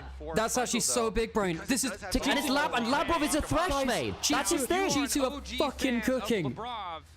And the thing is, you've got the Enchanter with the Ivan. You don't need it from support. And just going back to what Cine, did you get to Cine and Acosta, by the way? I did, yes. Cool. They've gone around and given out to loads of people. Oh, cool. So basically, everyone who's talked to us, we've given a Very cool. That's very kind of them. Not entirely. Okay, so, yeah, Labrov, big hook champion player, loves Nautilus, Blitzcrank, Thresh. As Cine was saying before, a lot of this is out prior. If you land hooks early, I mean, Trundle hates playing into Thresh too. It's miserable. Because if you get, also if you land a free Ivan Q, then instant Thresh follow-up. Yeah, so now also like the pillar gets so much value because of the dark passage. And now one of the problems is, the Karma doesn't want to go Mikhail's first, you want to go Redemption first. But you need a Mikhail's versus this comp. You desperately need it, yeah. And you can't go Shirelia's that early either, which is also nice on the Karma. So you may have to just delay the Redemption or trust in Cleanse, I guess. The question is, what direction do they go? I think removing the Scion is a good Scion, and now because it's got through to here, you can remove the Scion, and now you've escaped the. Guys, G2 have weaseled their way out of the Trundle Scion gambit. That really well honestly, done. I'm really enjoying this from G2 because we laid down the problem, right, of saying if you give the Trundle, you can't pick the Scion, and they might pick the Scion later. Because you locked in the Caitlyn, they feel they need to lock in the Ezreal Karma, meaning that you can then ban away the stuff which would be a problem with the Trundle on the other side. And I will also say, it's not like top esports have done the wrong thing here. They've asked the right questions, but G2 have had answers which we haven't seen at the tournament yet, really. That's a massive deal, and one of the things about top esports that we have potentially called out is that they can be shaken in draft if you've got something creative into them. I think you can look for either Victor Aurora for caps here now. You want some kind of... Oh, you could also even go... You can even go... Wait, you can actually... I don't mind Ari here either. You can go for a more immobile mage because you have the lantern. And you have the shields from the Ivan as well. They might just weigh into it. Cream was a Hui player for quite a while, and its additional range. Cream's Hui is actually very good. Okay. It is very... Or rather, it was last year. He's not really... He played like one game of it this year. I think at this point, Talia's banned. You could Ari here as caps and be okay as well. I think you want a scaling mage, no? And also, I think you want a scaling mage. Such a good ability at rogue option, double AD carry Tristana with the Ivan. Or you could weirdly you could also Silas here if you want. Yeah. Okay, Aatrox for Nectin, that's a pretty fun matchup. 369's had a great Aatrox game already at the tournament. Okay, last bit for Caps. Has he been cooking? Has he been cooking? You either go like all in aggressive or you outrange. Lissandra's not bad here either, actually, thinking about it. We're a bit misrun to the way, but with everything else, you get a lot of picks. The CC chain's insane. I think Silas is okay. Yeah. Silas is good. So now you can so folks, the big thing here, you can steal the subjugate and you can even out the subjugate value onto the Trundle where he ults someone and then you ult him back and then you get a load of the stats back. Also, World End is a really good steal, and also Ivern giving shields to Silas Renekton to keep them alive is fucking huge. So what you have is 2 mobile solo lanes, and you have the Thresh to save someone who's got out position. If Labrov is stood behind the team, very hard to catch them out. My problem is top Esports have an outrange unless a hook connects. Do we need to run ads? No, I ran them. Fantastic. Second thought. One of the things that's also very underrated about Ivern with melee carries, in this case Renekton and Silas, is the root caller allows them to get into melee for free. They don't have to burn cooldowns to get into melee. That means you can CC from melee range. A Renekton with the additional dash of the root caller is really nasty. Ivern often considered a hyper carry enabler, and that's correct. But he's also very good with Silas. He's also very good with Renekton because of that root caller's ability to get that free gap close is brutal. That can be really, really significant here. Really, really significant here. We're getting rained on here because the window's just open, I think, to get some fresh air in here, and that's fine. I'm just hoping we don't get rained on too hard on the PC. I think it'll largely be okay, but just letting you know there's now rain in the room. It's either perfectly cooked or so overcooked you get charred kitchen. To be fair, Denkitan, that's fine. I agree. That said, one of the conversations that we've just been having is that G2's biggest strength in this matchup was their ability to come in with their creativity, with their champion pools, and leverage it on red side. They have done just that. Top Esports have asked the questions that pretty much every team has been asked by blue side teams this tournament. But I think they have answered them really well here. I am very happy with that. Very, very happy. We have to bear in mind the split map. Both AD carries want the support of their junglers. They'll be contesting for that push. And we'll see if either side try and fight for early enemy jungle control.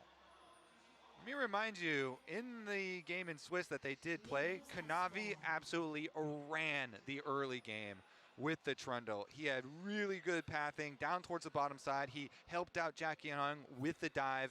And so it's kind of a flip of what G2 just did to them. We'll see which team can pressure on the bottom side.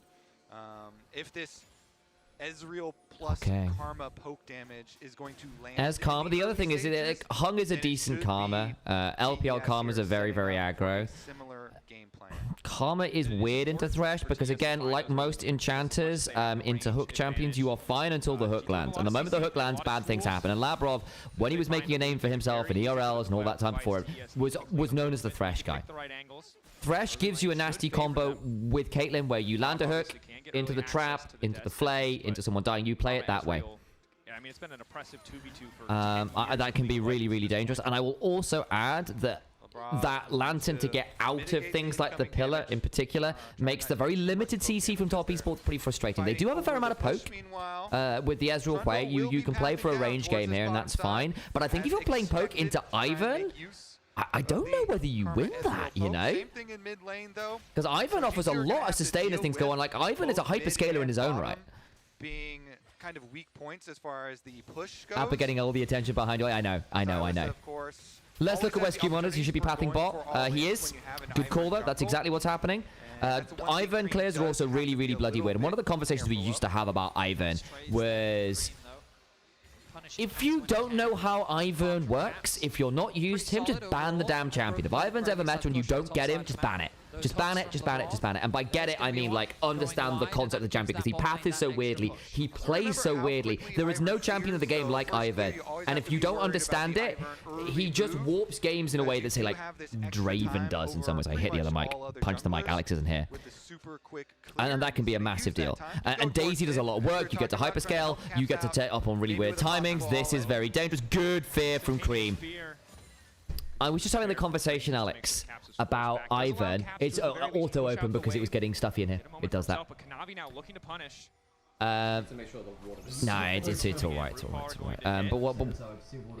It's okay. I think it's only a little bit.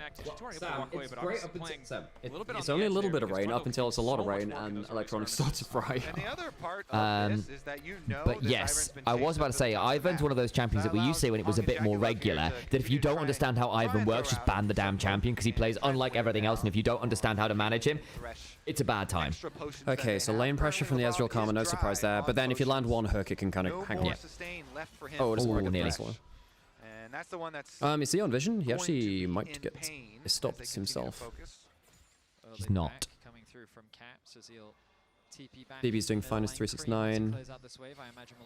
Good hook. Nice. Forcing a cleanse out from Jackie And I was Love. also sort of saying about like Labrov's history on Thresh and how like that was the champion realistically he kind of made his name on back when he was coming up through the ranks. Hang on, That's a good 369 is a problem. Skewmon, really nice. Root caller. Flash. I don't think they kill him actually. They've got the bushes for the extra range. That's the extra damage. They've got the extra damage for the bushes. Bushes give the damage. That's actually the game changer. Yeah. CC combination. Renekton stun. Very nasty. And again, Aatrox from behind the game here could have not a lot of fun. Because again, there is quite a lot of melee range CC for the Aatrox between Daisy and Ivan and Thresh and Silas. I think melee range, but like there's just a lot of CC in general in terms of that single target stuff. They can get quite miserable. Hung, Mantra Q? Isn't that far behind either? If that TW had hit, there was a chance to kill that. They tried this shit versus. They tried this stuff versus Chovy, right? Yeah, they did, and didn't go very well. Yeah, Top Eastals have been trying to do the 3-man mid by a fair amount. Pretty obnoxious champion to try and counter jungle. Yep. When he has that smite available, there's not much that you can really do. But Broken Blade on this Renekton now in a great Kill out his Skewmon. I'm trying to think if it's better for the Ivan to get. I mean, once Ivan gets like 2-3 items, that champion is giga busted. And one of the issues is you're trying for like a ranged poke team from Top Esports to an extent, right? With the way Ezreal and the Karma. Ivan nullifies that hugely. And there's no one who really wants to build Serpent's Fang on this team. Ezreal can get it like, I guess you could get a third item. That's a long time into the game. Even then, you probably want, you know, Shojin Cyrildas as well. Right back out, you get the early Dark Seal plus your Lucidity boots here. So Skewmon definitely set up to make some of these counter plays. If him plus Labrov can clear out the vision through river to allow. I really like that draft from GT. I agree. Hung's in a good. The root lands anyway. He's dead. He doesn't have. He's got the hang on. Skewmon's here. There we go. Thresh Valley. Oh, and the root caller. Is there pillar? I know it's been used, I think. There's a level 6 screen, that's a problem. Yeah. Labrov, flash out. Okay, required. I was actually wondering if Caps could look for the Spiraling Despair itself there. Dominus already used by Broken Blade. 369 on the way out with the Whirlender. I think he's okay. Yeah, he just takes the winning trade with the Dominus. That priority on bottom lane, though, is going to result in full river control for TES. Kanavi goes off of the dragon to look towards mid instead. You lose flash on Kate Thresh, which is a problem. That being said, Hung uses his 2.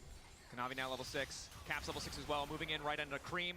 Kanavi's in trouble here. Kanavi's in big trouble here. Ooh, he's got Subjugate. I actually think Caps could have stolen Subjugate and done it back to him though. Yeah. If he wants to commit to this, but it's Hung and Jackie Love on the way in. Caps, quick dash out with the Abscond. We'll just be able to retreat, but both sides fishing for these angles, looking for these plays. I really thought Caps would commit harder, but he has much better map awareness than I do. Realizes that the bot lane of Top Esports is ready to collapse. They can probably collapse quicker then he would be able to get that kill and get out. So instead, G2 choose to disengage. A lot of respect being shown towards Top Esports. He's going to steal the Karma ulti just to connect the Mantra Q to interrupt Cream's base. Nice little play there from Caps. He's not really going to have much mana though. This cannon wave going to force Cream to stick around for a little while longer. Caitlin's going mid. Lane of Simon's not too bad for GT. And they get to, one of the big things about Thresh as well is that he gets quick resets because he gets to lantern you into lane. Skewmon should buy the book. I mean, Ivan is one of the better Magi's builders in the game, yes.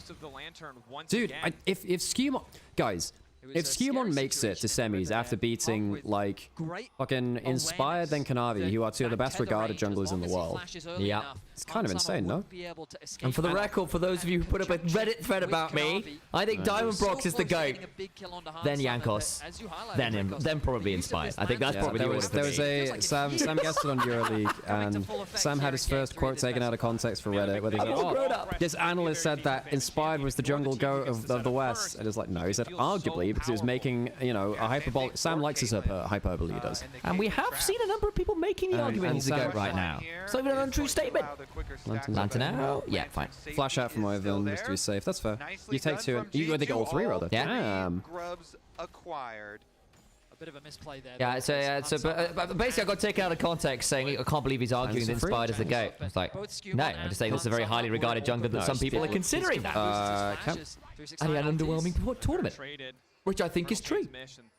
But yeah, I'm a Diamond Brox fanboy. What can I say? That's where my actual loyalties lie. Later into the game, Caps is going to be very, very difficult to kill. I think he should go for the slower. It's quite a bursty game. I'm just wondering if he wants to go Riftmaker.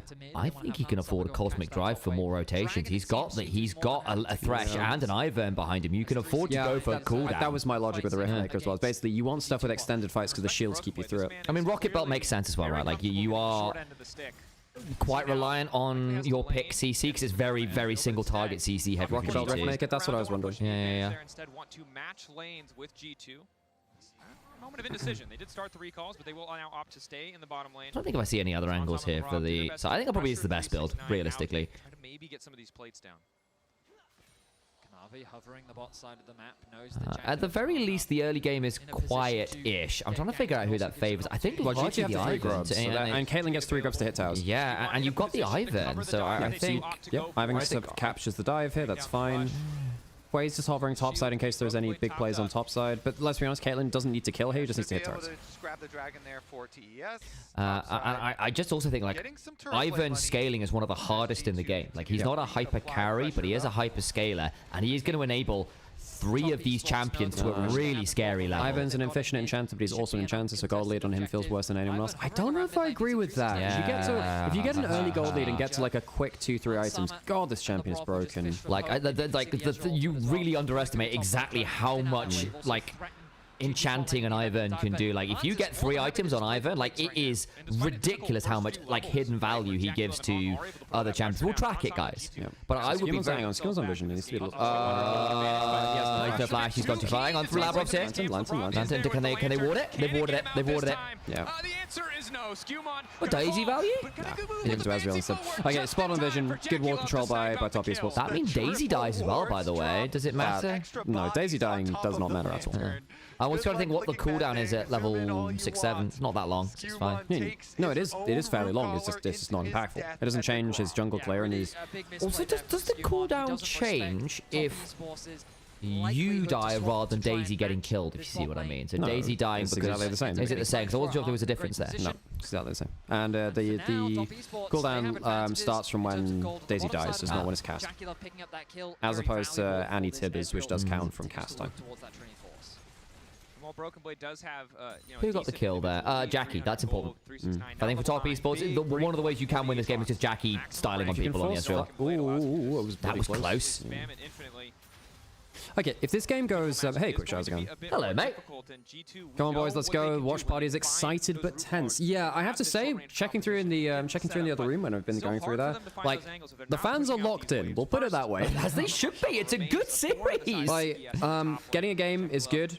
Job's not done. I really like the draft creativity from GT. I'm really liking the draft creativity. Put it this way, I was talking to Quickshot a little bit while I was out there on the way to the toilet. If the draft looks normal from G2, I immediately lose some confidence. However, if it looks a little bit weird shit like this, with like Thresh Ivern, get a lot more confidence. Agreed. Hello, T7 as well. Good to see you. One of our friends from the opposite side of the globe. Yeah. I think, look, honestly, as long as Skewmon is on good gold pace heading towards like 2 items, once you get, what, like Redemption, Moonstone, that kind of thing, you are happy. I think you can justify the Collector first on the Caitlyn in this game as well, because, like, you don't really have tanks on the other side. Rocket Belt's in from Caps. 400 gold behind, but I don't think it's enough to shut him out the game. He's down a little bit in terms of XP, but whatever. Kind of fine, yeah. It's melee into range. Cream's playing well-ish. The thing about the Ivern is it increases the window of time where Renekton is useful as well. Thresh, Ivern are force multipliers. Big time.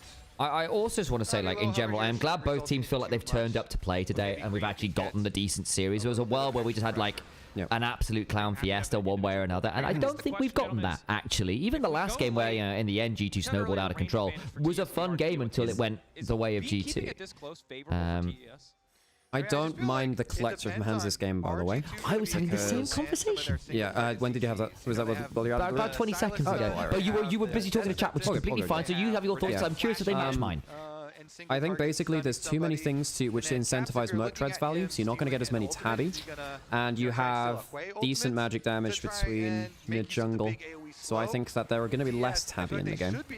I mean, there's probably one from Aatrox, I don't think there's going to be that many others. Maybe that's a different angle to the one I took, but I think it's also completely valid, so glad we actually got some good thoughts. First turret to top esports likely here. Yeah. Even with the Kanavi, even with the Caitlyn 3 grubs. Nicely done. Okay. Even with the power of 3 grubs from the plays early It's Triforce Trundle. Triforce Trundle, baby. I mean, Kanavi is a very, very good Trundle. Now, that's the thing, right, folks? Like, I think this is a G2 favored game based on compositions and how the early game's gone. That does not make it a free win. You do not... you don't want to give him an inventory here, folks. TP in for it. Okay. Top Esports playing the map quite well at the minute here. That's a nice combo. And again, for all it's not the best Trundle angle of all time, and I do actually think G2 have drafted well into the Trundle, it's still Kanavi, right, as you're saying. Like, this is not the GOAT golden road for the Trundle, but it's still scary. Can Skumon land a root caller here? Oh, they're trying to stop some recourse. Or like scout things out, because if someone's... you can use Redemption as a vision tool. Yeah, they are looking, aren't they? Bloody hell. Okay, out comes the traffic cone. I can't get the smite. Kanavi would have liked that. Skumon is falling behind a... Oh! Again, no fault. If Silas is close, you actually might be able to kill them. It does buy Broken Blade a lot of time on this turret. So they do actually get a second turret. No, but 369's doing the same on both sides, so... There's no, like... And he gets Herald as well, potentially. Yeah, the Herald's the bigger one, because G2 can threaten Herald push plus Ivern bushes with, you know, Caitlyn pushing with 3 grubs. 369 is likely getting turret. Can G2 finish off mid lane turret with a Herald? It's a little high HP, but 3 grubs in a couple of autos will do it. Yeah. You have got Trundle Pillar to potentially deny it, so if Kanavi's around, we've seen quite a lot of Herald denies on turret courtesy of Pillars. I want to see Caps pop a World Ender. I don't know how effective it would be, but it sounds fun. Very, very good for increasing your healing. Yes. I think his tier list of ultimates, though, is quite clearly Whales is the best. Then there are good different uses for Aatrox Trundle for survivability. Okay, they're using it for the inner turret in top lane instead of mid lane outer. So I mean, the gold you get is good for it. Oh, does need charging, I think. Oh, you should have given it to earlier. Sorry, I kind of hadn't. It was okay-ish earlier, and it's gone. Oh, it's. Isolated from his team, and of course, when I say that, that means that he has to fight. Playing on the edge. LeBron obviously moving into the mid lane, as is Hansama, but Hansama has to be careful not to step too far forward. Has Skumon to protect him. And cool. Not just one redemption, Vedius, but there's the mid lane turret that went down as well. That's pretty good for top yeah, esports. Double redemption. Now, I do think you get diminishing returns, but it means that you can use redemptions just as kind of like map-wide coverage. Stride I think is also really solid from BB here, because again, you've got redemptions and enchanter behind you, so that slow can be quite annoying for like your Karma Ezreal escapes. I think it's, you know, it leads into the CC chain. Stride Breaker into, if any CC lands is huge. Also, Hung not going redemption, went for Sorelia's. Needs the move speed, actually. He wants the move speed to get away from the CC chain, but it's not a Mikhail's and it's not a redemption, which means that the enchanter value is actually much lower for top esports in terms of the actual healing and shielding in the fight. Though I do see the value here, because actually Karma offering speed ups on different options, like one of your best ways to survive this game as top esports is just don't get hit. One of my worries is that Hui is in a great position this game. If you do funnel in as, you know, triple kind of divers sometimes with the special plays going in, and Hui gets a good AoE combo with 2-3 items, you can just explode. Yeah, there's a world where you just get smacked. I do agree that there is actually a real world where Caitlyn just becomes a bit of a god mode champion at 2 items with sat in a bush, just headshotting people for unbelievable amounts of damage. A good enough Hui combo with a pillar. Yeah. What I will say is, like, one of those little bits of synergy between Ivern and Caitlyn is Caitlyn gets double stacks towards headshot in bushes. Ivern just puts a bush down wherever you need it, in the river, for example, where normally you wouldn't be able to sit and get bush autos down. You do get that. from Ivan, which can just be very, very nasty. Yes, Caitlyn's often a bit more combo related, so isn't necessarily guaranteed to be doing the just straight autoing, but still, nasty combo there with the right situation. GT might just use double redemptions like a blue trinket. Yeah. Yeah. Wants to be late to the play. And between that and that, I think it's going to be quite hard, I think, for top esports to do anything It's also in these mid games truly in secret. G2 is the type We're going to take this time for a snack break. Got 2.5 minutes until next dragon. Askar's up for a minute and a half. And that probably is snack break time. I agree. Easy objective to siege on, and so I'm very cautious about Top Esports getting the early dragons is obviously very helpful for them. We are getting to the point where G2 can start bullying them out of areas of the map, though. Caps is slow pushing. If G2 get to set up around an objective with Ivan and Caitlyn traps and whatever, he doesn't need to push. it's hard for Top Esports to find the angle in. I think maybe a God Aatrox flank can save things, but even then, Thresh is pretty good at hooking that and stopping the fight. And Caitlyn is happy to work to Double redemption also further reduces poke effectiveness. Completely agree. That's another good point to see. Redemption is a hell of a good item if its numbers are actually good. As all these crit multipliers do start to come in and they can progress. Moonstone also just got done by Steam on additional healing. Headshot from as well, and very efficient in terms of gold. Shielding that they have to kind of kite backwards. He can become this Caitlyn turret as we progress deeper on into the game. Okay. 369 potentially caught out on the side. Immediately going to use the world ender as Caps tries Flash. to chase. I appreciate the fact that Kobe had a very similar conversation that I just did as well about the Caitlyn turret option. Like, it can be a bit of an extra win condition here, which I think Top Esports at some point are going to have to actually threaten hands, and they've got to do that through quite a lot of disruption and shielding and 4-item repositions with like IE, LDR, Enchanter, Bush, and rapid fire cannon. Get the single headshot out of Bush and someone's HP as well, just disappears. Now he has to be so much caution on the side lane. That vision control on the bot side of the map very much in The Swift March is really broken here for both teams. Yes, I think upgraded boots are actually very important in this game. So next 2 kills or next objective for Top Esports to get out of the map, GC needs to get both of them. He's pushing as deep as he can. That top tower It's either Dragon or Aftercon for GC to get them that marker and then next 2 kills. Heading up towards the top side, providing more information and vision. Kanavi just going to start this one off. There we go. No vision control here through the tri-brush. There we go. Now they're going to take it away, and of course, okay, the difficulty well, for G2 Silas can teleport in. I don't think Top Esports should be starting this. Kanavi already pulling the Otacon back. Doesn't Labrox loses half HP, but he's got Skewmon behind him. No idea. Yep. Now they suspect TP coming in from 369. Not bad poke. Did they leash it all the way back? They might need to check this. I guess this is gone. They cannot fight. They can't fight it. Caitlyn recalled. Caitlyn recalled. Honestly, G2, if you don't think you can fight properly, then just give it up. That's fine. But also, you know, hang on, how many petals are they going to get? They were on 8. 19. So they get about 11 petals from that. Not the craziest, actually, partly because so few kills have happened. Completely suffocate the vision from G2. Have full control over the It is river, Rift a second from Silas. They use I don't know, G2 are giving up a lot because they don't get Atacon, they don't set up for Dragon, so they feel like they're not powerful enough. They just got Infinity Edge for Hans. I think Hans should have actually opened bot side, not top side. Atacon's gone, open bot side and set up around that. That might have been a mistake because this could be sole point for Top Esports now. And now this there's is a big one. And we were saying Top Esports are like, Caps, actually, he can, oh no, he dropped it, had to flash out. Redemption, 1. No, but the thing is that Top Esports peel off a Dragon for this. Sped up for Kanavi. Actually, to be fair, Shirelia's on Trundle might make the Trundle. Oh, Labrom's dead. Labrom's dead. Oh, the speed ups. Caps was recalled. Oh, no, guys. That is lazy. Okay, so basically, they should not have contested the Atacon at all and set up for Dragon. Brain fade moment. And we have one of the things, again, we've been talking a lot about G2 this game because we really like the draft. Let's give some praise to Top Esports here. We have really, really loved their objective play in the LPL this summer split. That was an excellent sequence from them where they asked G2 questions at Atacon. G2 decided they were going to abscond from that. That's fine. But because they pulled the Caitlyn up there and they only chose to not contest Atacon quite late, they weren't there for Dragon. And it means they basically lose both sides of the map simultaneously, or certainly, or maybe not simultaneously, but certainly sequentially. That is a problematic moment, and that is going to be. I imagine Dylan is going to be having some very strong words with the team after that, because that is a macro decision-making question. This is a macro fumble from G2.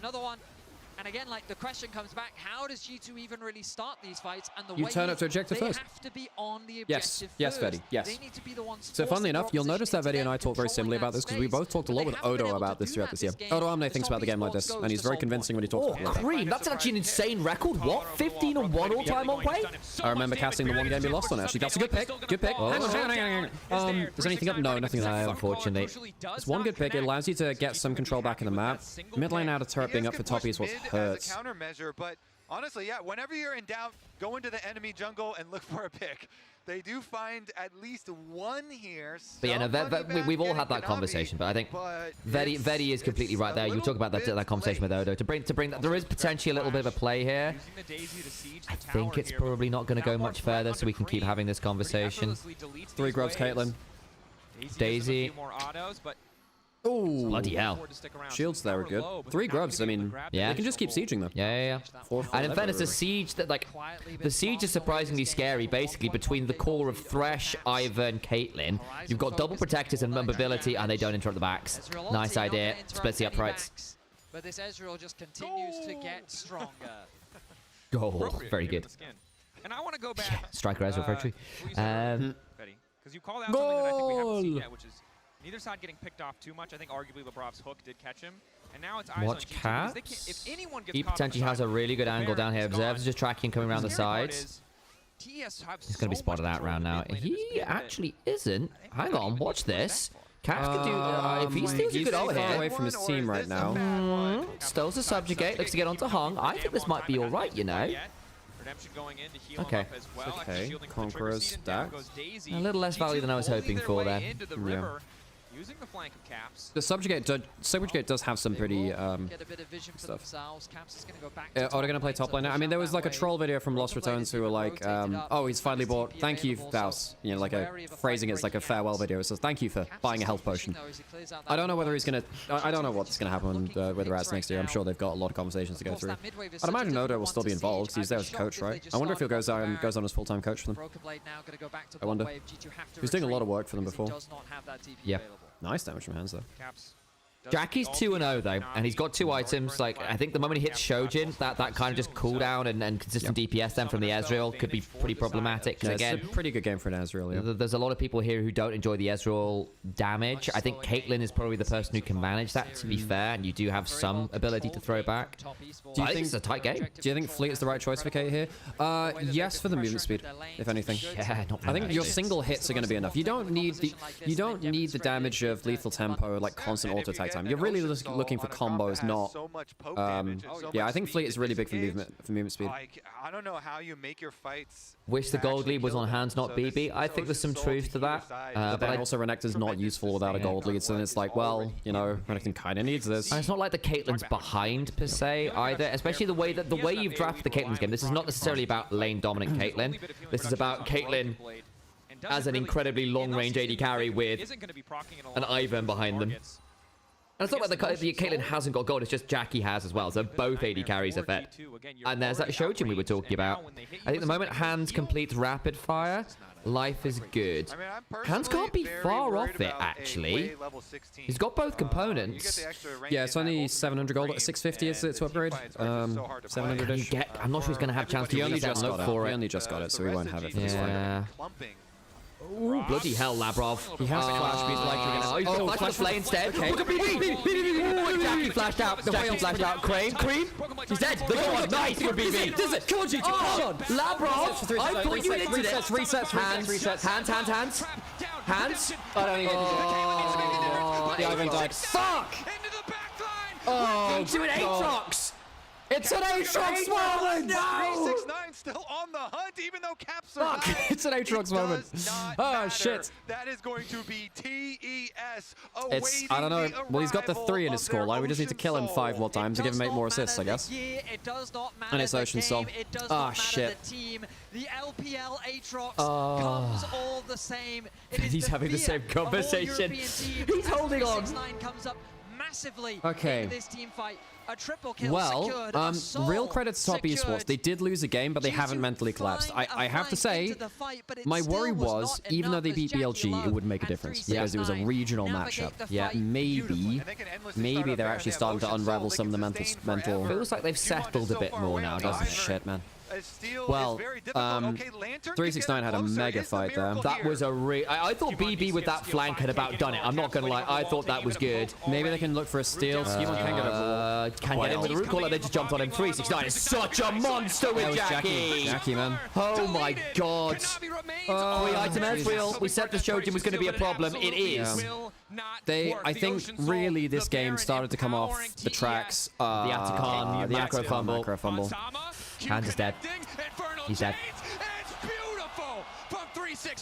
By the way, real credit to Dracos, even though G2 are kind of getting mashed in this game, like he's still hyping up Top Esports. That's not always an easy thing to do for a playcaster, especially when your heart's elsewhere. Your heart is on your sleeve a lot of the time, right? You can kill both. Yeah, you can, Jack. Okay, Cap. No. Sam, this Ezreal. Yeah. Oh my days. Damn. And TES are inside the base. They've got well, I think the mental collapse of Top Esports is Reset coming in from Broken Blade. Skewmon there. But it's not enough. 39 seconds on Caps, 13 on Hansama. The True Shot Barrage will not connect, but TES just keeping the siege going. One tower to fall. Broken Blade marked up by the Spiraling Despair. Trying to hold on to the mental in the final moments. It's the last member of G2 right. falls. Top Esports pull ahead in the series. The mental collapse didn't happen. I like the comp from G2. The macro wasn't there. And they're making it personal. All right. Top Esports a match point. Perhaps Top Esports overcoming a bit of their international woes. Hello there. Hello. Well, why not? We'll put on see which one is it. This is scoreline for Jackie Love. The range discrepancy was too much for G2 to handle, and Top Esports go to match point. That they do. Incredible stuff from this lineup. A much closer early game, much more even. But playing their comp beautifully. Both of these teams have made mistakes in this series. Both of these teams have been caught out. But Top bouncing back beautifully as we send it over to the AD. Top Esports get to match point first, have their eyes set on that semi-final in front of their yeah, there we go. I did that again. Okay, so this is one of the problems of changing sets up after like you probably need to whack that a little closer if you can. Can you shift? I'll push my voice. Don't you worry. I can project. Welcome everyone. Please give a welcome to Trevor, who's a good friend of ours, and look, you know who he is. How you feeling, man? Miserable. But instead double down, because I think the initial I have felt pretty happy because I haven't watched a lot of League recently. Working on other games, so a lot of the newer champions I'm just not as familiar with. Yeah. The only reason I bring it up is so few of them in this series that I'm really happy. I'm like, I know what I'm watching. And one other thing as well, you only see them once max because of Fearless. Now, that's my question. Is going to come out later because now G2's on the back foot. Like, honestly though, G2 can beat Top Esports. Yeah, they have the ability.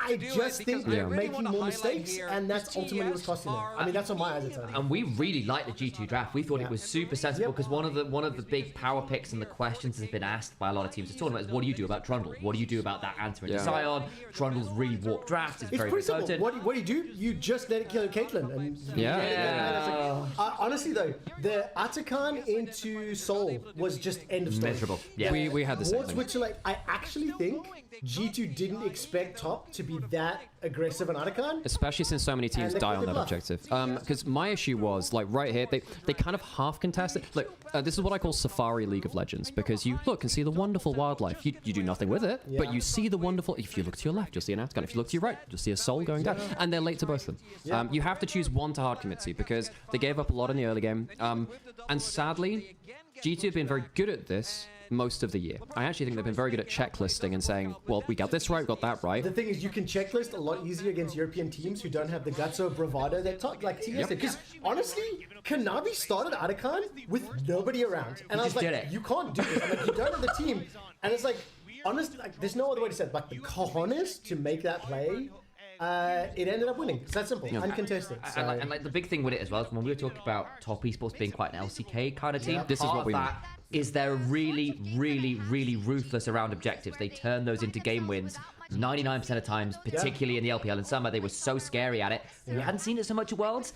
Unfortunately, it's turning into that today a bit, which is...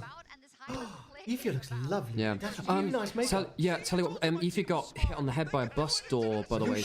No, she was talking about it on Instagram, so I really hope she's okay. But honestly, by the way, like, that shit hurts, one, and I mean, we've had this, right? When you're doing a show when you're actually, like, in pain or something, it's not fun. It ups the difficulty level. I have one experience where I had really bad food poisoning I was hosting an LEC on a Saturday morning, it was a Saturday afternoon show. And I literally need to throw up, and I saved it until the ad break, and I threw up in a bin right behind them. Oh, and gosh, I actually regretted doing it. I always thought I should have done it on camera because it would have been epic. No one else could have copied so that. For David C2513, hey, hello, I'm just reading chat, just saying hello. Hi, I know. Yeah. As you can see, we've got 3 different chats open because I'm live in like 3 places right now. Tell you what, because you know you get into like you work up your muscle memory for stuff like broadcast. We've done that a lot with streaming this year because not only are we casting and we're doing all of the back-end streaming, and we're also interacting with the chat at the same time, and we have to do all of our own social media. The more you have to do on your own, the more you respect how much work it does to each individual bit. Yeah. I mean, one of the big things is like why I ended up doing pretty well with like the EWC event is just because of the fact that you put yourself in the shoes of the production team, and it makes a big difference. But I mean, look, you guys are doing a fucking awesome job. I'm so stoked you have the remote broadcast. I have a favor to ask for everybody who is in chat. Please make clips of moments that Alex and Sam are doing. And please tag me on them as well, because I want to share them. Like, I'm very fortunate that... For the record, folks, in terms of our own kind of, I suppose, marketing for this, the most stuff we've ever been seeing on is random clips on Reddit. So I had a clip of The Shy go top of League subreddit, and I think between that and Twitter, we got like 2 million views in 2 days. Yes. And like, guys, we're not, not huge co-streamers, but those clips pop the fuck off. So if you enjoy stuff, I mean, this goes for any stream you watch, by the way. Obviously, we're going to be shilling for ourselves. But if you enjoy streamers, the best thing you can do for them is do the clip work and get that going. So if you go to an ad break, then it'll come back for draft, right? Yes. Okay, so we're going to do this. I'm going to film you an advert. Okay? When we go to the ad break, I'm going to go on and get upper. Now, it's going to be chaotic as fuck, right? When I come back in the room, I need your chair a little bit to the side. I can go that way. Because I'm going to pick her up, and I'm going to put it dead center. I'll put her on my lap, and I'll be like, please watch the Initialise Worlds, okay? Are you guys co-streaming the rest of the event? Yeah. Okay, so they'll do that. Please make sure you tune into Sam and Alex co-streaming, and then she'll be barking, I'll be yelling over it. But we'll give you a nice little advert, which is quite Okay, cool. We're going to go put 3-minute adverts on. We'll have a bunch of time. Desk will keep doing their thing. If you got Prime or whatever, you're fine anyway. And you could skip adverts if you do. Drop that Prime in chat. I heard someone did that earlier. It's crazy. I know. Who would do that? If you want to spend Jeff Bezos' money, drop it on this channel now. Drop it like it's hot. Okay, I guess we'll riff around a little bit, and then this is the great thing about streaming. So if you hit the add button, does it do it on all 3 streams? No. Is it only on the one stream? So it's only on Twitch for this one. Okay. Basically, YouTube adverts get really weird when you mess with them, because we tried to do this for LPL finals. Like, we put the manual adverts in and actually dropped our money earned per ad. Yeah. So we're like, we'll just hit it straight as we come out of game, max views, and it just ended up getting way less from it. So what I've decided for now is I'm not going to mess with it. Yeah, fair enough. Thing. It's probably a thing to improve at some point. I mean, I started streaming last year. More seriously this year, and like, holy shit. I'm such a boomer because I don't know, like, I had to learn how to add people on Discord and how to, like, log into Discord, right? So that's my starting point, right? I'm a Slack guy and email. Discord is just casual Slack. It's true. For the last few months, it actually costs me money to stream because I do, like, content consulting and I do calls. Right. And I'm like, for every hour that I stream, that I could be doing other stuff, but it's so much more fun because you get to play games. Right. So, tell you what. Because you never earn money by streaming until you stream. I've been Mr. Baneblade! Thank you for the subscription. Oh, you're doing it. And speaking of Baneblade, this guy's just started reading the Horus Heresy novels as well. Okay, so less than 2 months. I've read up to book 6. I just started Legion. Right. Fulgrim was incredible. Yeah. Absolutely. But I actually think Flight to the Eisenstein so far to the first 6 is my favorite. So but thing is, I'm going deep on Warhammer. So we grew up about half an hour away from Warhammer World. Yes. So we went there about every couple of weeks for stuff. I have an Eldar Titan, so I've really bought into that. This guy's doing the Horus Heresy ship. That is not my shit at all. I am probably like the most anti-Space Marine Warhammer 40. It sounds antithetical. I fucking just do not care for Space Marines, and I'm still bought into 40k. The thing is, I've heard about the Horus Heresy so much, and I'm tangential. I know about the chapters, the Legions. I know Primarchs. I know I can tell my Tyranids from my Necrons, my Tau from my Eldar, right? So I have all this absorbed knowledge, and then I'm just like, okay, let me just learn. And I like the structure of because which is crazy given how many authors which are in that series. But you know why? Do you know why? Because Black. So I've gone deep on this recently. Yeah. Okay. So Black Library went to all the authors that wrote 40k novels for the specific chapters, and then said, "You will write a prequel." So they said, "Here's the bullet points. We don't care how you write in between the bullet points, but these things need to happen." And this is because you wrote about Fulham, because you wrote about the Chaos, know these characters. because you wrote Eldar.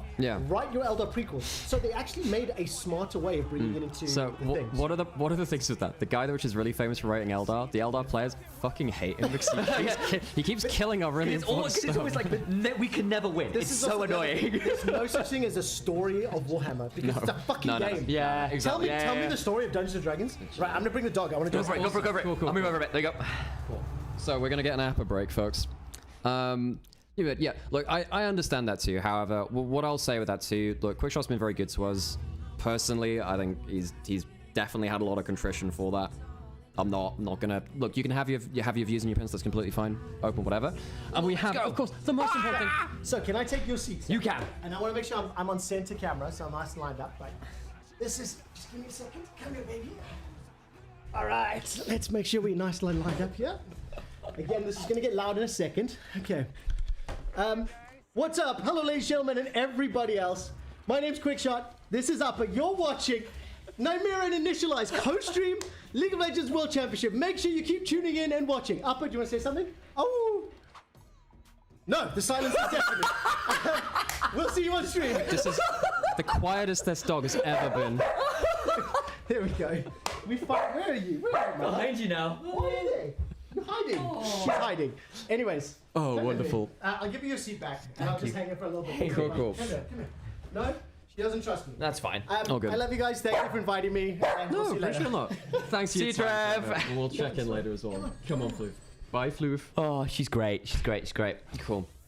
Oh, man. Right, I'm going to run really quick to the bathroom. Is that all right, Al? You happy to hold down the fort for a second? I can do that. Return. And I'll probably change the scene back to what we had before. Is this one? Cool. Perfect. How long we got? 2.5 minutes. Perfect. Cool.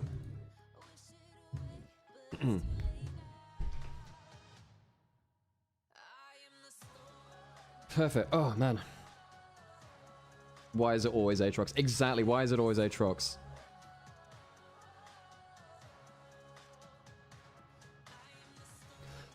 Oh, man. Tell you what, getting up at 6 a.m. every day has not been good for my sleep schedule. And I know I do it for LPL too, but it's just, I don't know. I'm not an early morning person, folks. Oh, very special atmosphere, host. I hope we get a game 5. I do hope we do, but I don't know. I feel like that was the kind of draft G2 needed to win with. They needed to win that, you know?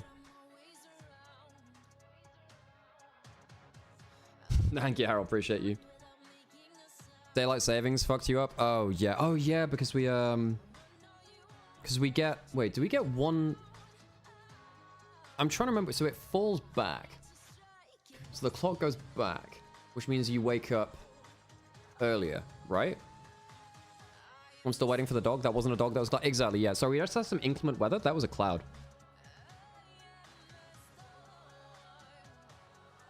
Daylight saving gave us one more. Oh, you gain one more. Right, gotcha. I keep forgetting which one it is.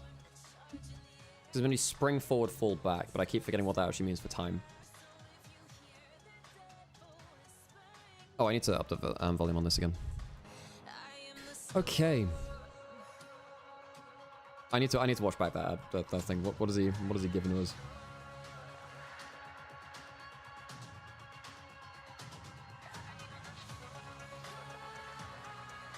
It falls back for us on NA on Sunday. Oh, wait, is it daylight savings not matched around the globe? I thought it was. Is it different at different points? At different places in the world? I know that, for instance, like China, for instance, has one time zone across the entire country, which is cool. EU and NA don't match. That's just confusing. Okay, okay, folks, if you're gonna do daylight savings, at least, match up. Okay, folks, if it goes to a game 5, Sam and I have a very funny bit to do. We will maybe have to introduce God Goro again.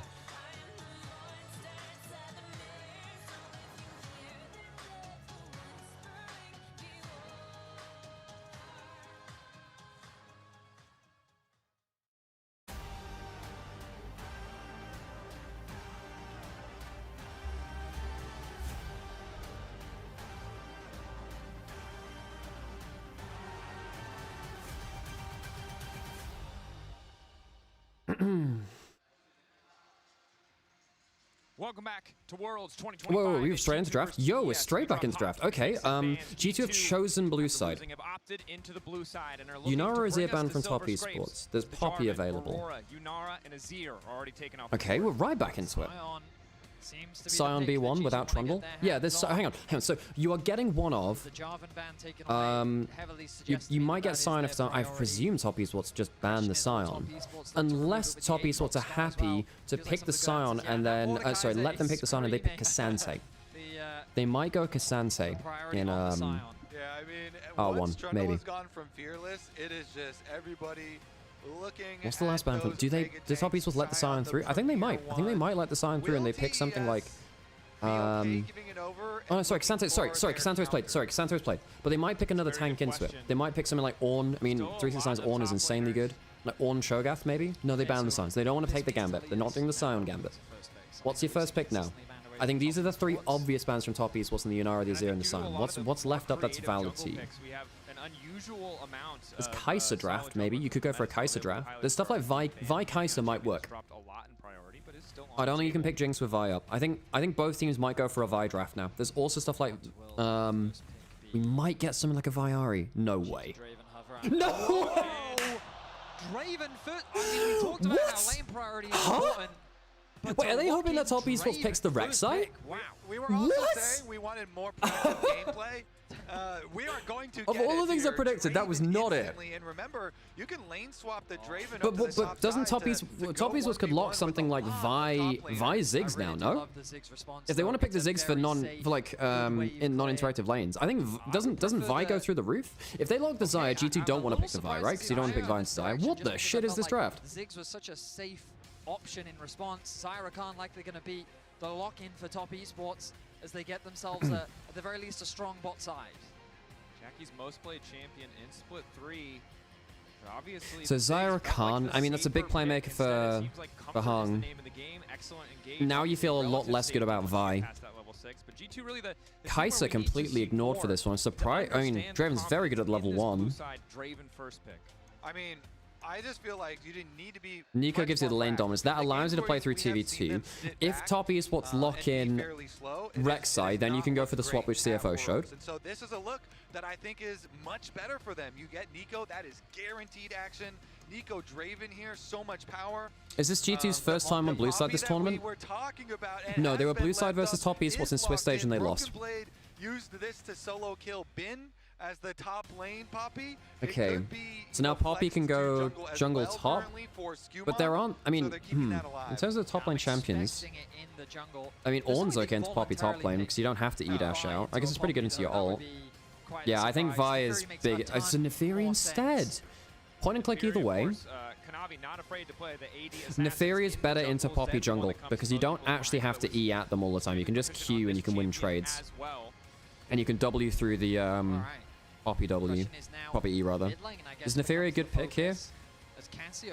It's good into Nico, because you can just W through the Nico ult, and you kill her very quickly. Your early pressure is good. If you want an aggressive champion that can play against the enemy comp, it's still risky. If you ever get CC'd, you get blasted. You imagine that would come through from G2's side. Top esports. That's true. The Poppy stopped the Vi lock-in from top esports. That being said, Vi actually can be good versus Poppy because your ult goes through the W.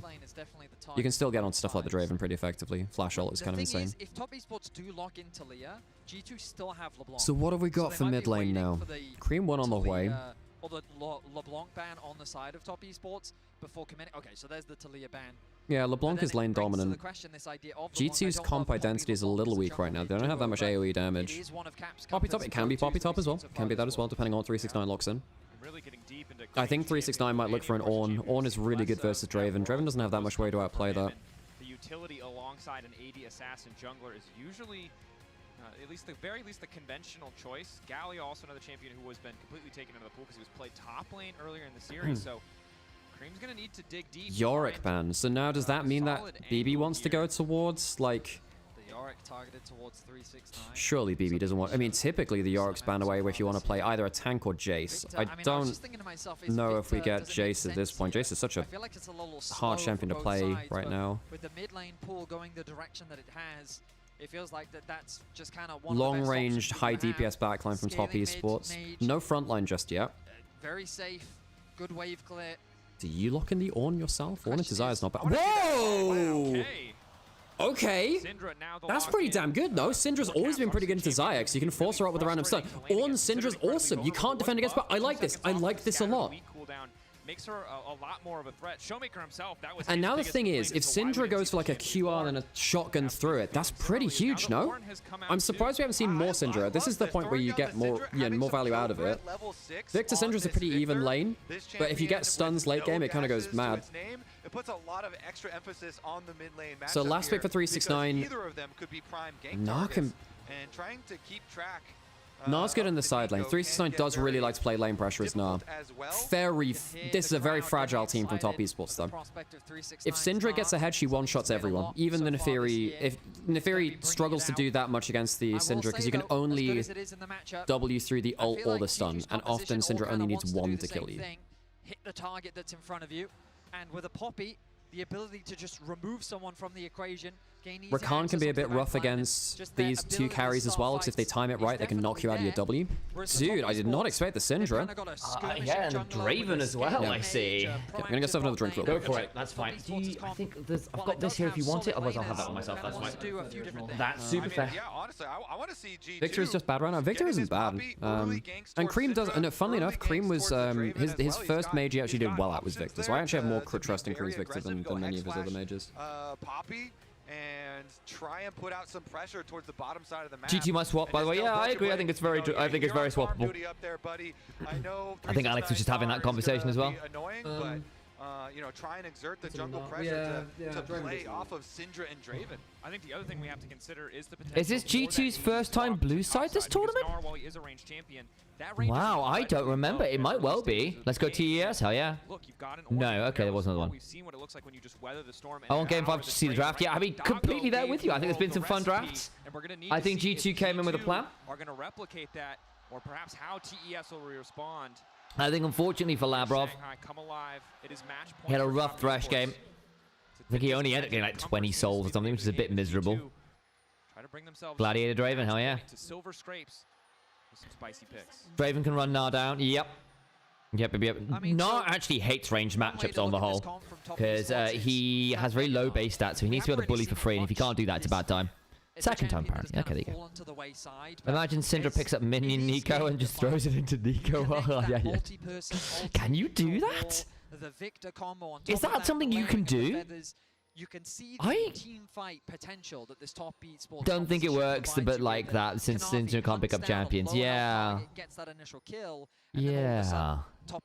You can't pick up allied minions. Yeah, I don't know. And we look back at their was a new Silver Scrapes? Yes. Yes, there is. We've got an orchestral version made for this game. Not made for this tournament rather. There goes that better. Yeah, not gaining so much there. That's fine. It was a little bit crispy before. The orchestral one they released yesterday. We actually did get a hint of it the day before on the teaser. It seems like Hansama is being moved up to the top side of the map. Yep, as we're looking maybe neutral monsters, that would be sick. Yeah, that's true. If you turn into a raptor or something, can you just throw that as Syndra? Because that would be an insane... But would you end up doing damage to your own player that way? Surely not. Somehow I doubt that will be available, but I am curious if someone out there has tried it. So there's one minion. There's two minions. And that's three. So he's just lost half a wave. Yep. 369 is going to clearly get level 2 first. But have you read Draven's Q ability? Because it is very gross. Does a lot of additional damage, although the fact that Hansama is not able to get that auto off the ward down, I might be wrong, Betty. Perhaps level 2 power spike from Gnar. That's nasty. No ward down kind of sucks. Was split, but look at this. Kanavi is not done with it. The dog you get drum rendition of Silver Scrapes from you if we go to game 5? Hell yes, we will. Honestly, we'll probably just go out and sing it with the crowd. Kanavi still has access to the flash, so we'll take the big... the office is full today. It's pretty damn cool. On the top side. Kanavi still with no red Nico as hard as Neferi, probably follow Neferi around. Also true. There's some good thoughts here, Mr. Kagri. I can agree with that. Back to just aggressively fight this Poppy. So this champion here has so yeah, we got the swap. We have BB. He might be in danger here, you know. Okay, it's enough with the grasp and the Dawn Shield second wind, and Okay, that's important. That's important. Yeah. Kanavi getting a jungle lead in this game is not something that G2 can give over. Draven still stops not. Yeah, Draven is very good versus the Gnar, but then 6 CS and Kanavi's just going to keep looking at this. And there's W through the Q. He's got rab, there's no rab buff, but I don't think it matters. It's level 3 to level 2, and Skewmon missed the shot. Worth saying, Skewmon has stolen Neferi's red. Yeah, I know, but then Kanavi's still up in farm. Yeah. And he lost the wolves there too, so Kanavi's ahead of his clear. He actually might be able to contest this. Yeah, Skewmon's level is not having a great deal of HP. Yeah, you can steal a lot of these mini ones. Knocker, second Darkened Daggers, burns good. He's going to lose his own red buff. Neferi's early damage is very, very good. I don't know, missing stuff like that combo onto Kanavi at the wolves is kind of rough. I agree. 369 still picking up farm in top side. And the roam over from Rakan just completely locks Skewmon out of his own jungle. Huge clap back here. I don't know, man. I think that G2 had a bold early game plan like CFO, but they haven't been able to capitalize on the jungle advantage. Yeah, I think you need a better jungle. You need a better jungle matchup to. I mean, Poppy is theoretically a decent pick here, but early levels, if you W the wall stun, you can just wait out the W from Poppy and then you can E afterwards. Yeah. So what ended up happening there was the wall stun missed and Kanavi W through the Q, so all the damage from Poppy was non-existent. Yep. That has not gone the way of EU fans, it might be time to start drinking Red Bull, right? Water. You must stay hydrated. Gets his team an early lead. He wants to go protect his Krugs as well here, so as Skewmon was able to take away second spawn of Raptors, so G2 tried the lane swap versus top Esports and Swiss.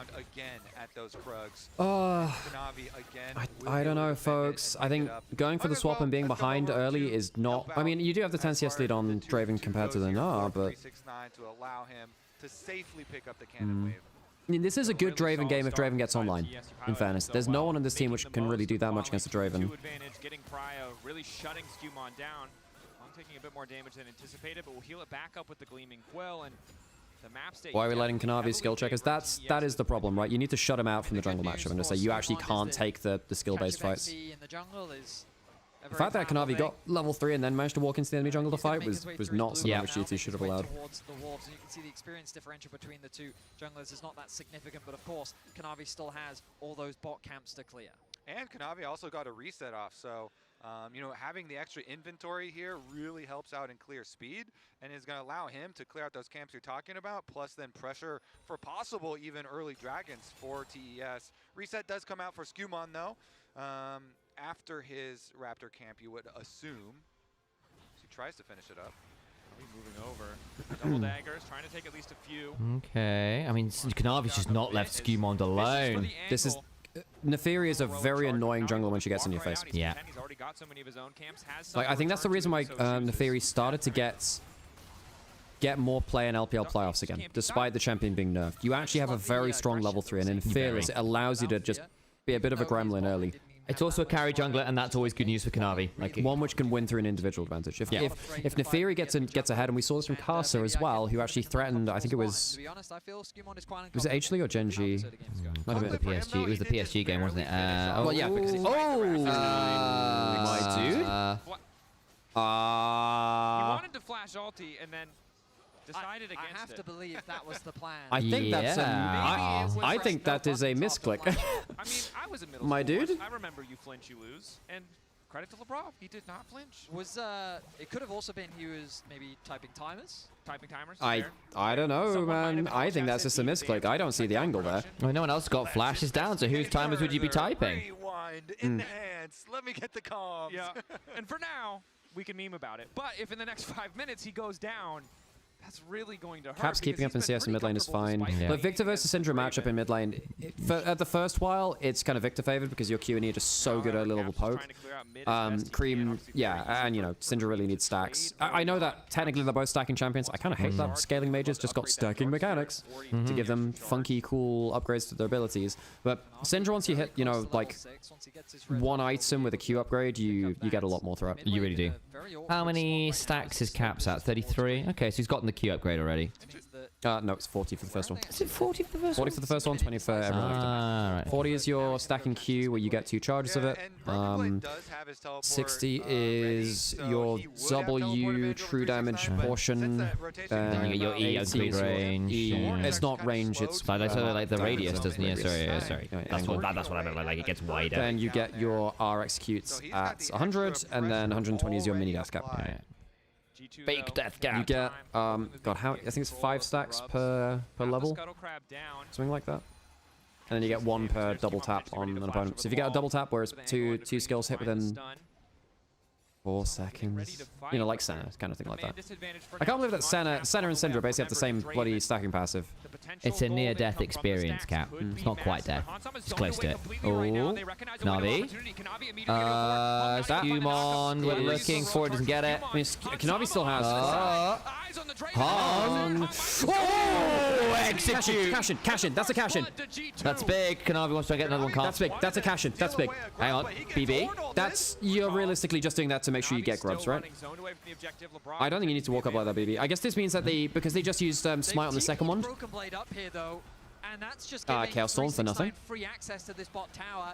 It is good news for G2 that they secured good news, everyone. Grubs. But 369 on the meanwhile has nearly soloed this tower on the bot side of the map. It is not a completely one trade for G2. Smell game 5. I mean, as still 3 grubs. Killed a kill and a cash in to hand Salmon. That's good going. It's good. And again, the game that G2 won was off the bot lane priority being significant. In fact, when we were chatting to Cindy, she was saying, look, I actually think a lot this year is going about priority, and she may have had a point, guys. It's looking like that might be a big deal here. Hans is getting that early kill will be fairly significant, I think. So it starts with Hound's Pursuit from Kanavi looking to threaten Labrov, and Skumon doesn't actually get the stun on the wall. It's a decent W. The problem is Hung then gets absolutely blasted by Skumon pressing W, and so Hans just gets to wail on this kind of Rakan who can't move anywhere. It's flash out. Labrov, I think, has been the weak link. He has, sadly. And look, I have a lot of love for this guy. He has been the weak link. We've seen that the teams that are comfortable just running into the Nico, collapsing on her before she can start the fight. Did you see he only got like 20 stacks on Thresh last game? Yeah. I hadn't really tracked that, but like I just saw a load of people talking about it. I was like, oh dear, that's not fantastic. Is this going to be a Protect the Draven game? Well, Syndra can also pop people too. It's not like top Esports have like a crazy amount of tank. This is the kind of game where Syndra and Draven don't have anyone they can't damage. Now, sometimes when you're against like Ornn, Leona, stuff like Skarner as well, they actually can struggle to kill them. This is the kind of game where everyone is a target from top Esports. Big time. Also, especially with Cream going towards Blackfire and not going towards Ro. Very killable targets on the other side. And basically, if Draven and Syndra press R on someone who's just been hit by Poppy CC into Ornn into Nico ult in some combination, your full Syndra combo and Draven R at the same time is someone dying. Like they aren't going to survive that, and especially if you can get it on a valid target. Cream just denied the cannon, which removes a stack from the Syndra. So Cream just made sure that he denied a stack there, which is nice. 369 might be the most useless player with an individual lead. I disagree. Again, they won against anyone's legend through his individual advantages in LPL playoffs. Particularly Gnar, he's been very good at just pretty much solo winning on Gnar. Gnar's one of the champions who's very good with the solo lead.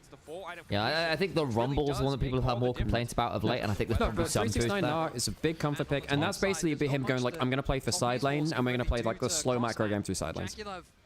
So in fairness, G2 getting to play through a winning bot scenario is really good news for them. Oh, lordy. Good damage. As well. Excellent position for G2 to be in. And you can see Broken Blade immediately just rushing Sub in Mickey X for game 5. But also makes the I think he's already flown back to EU. Oh, off roll.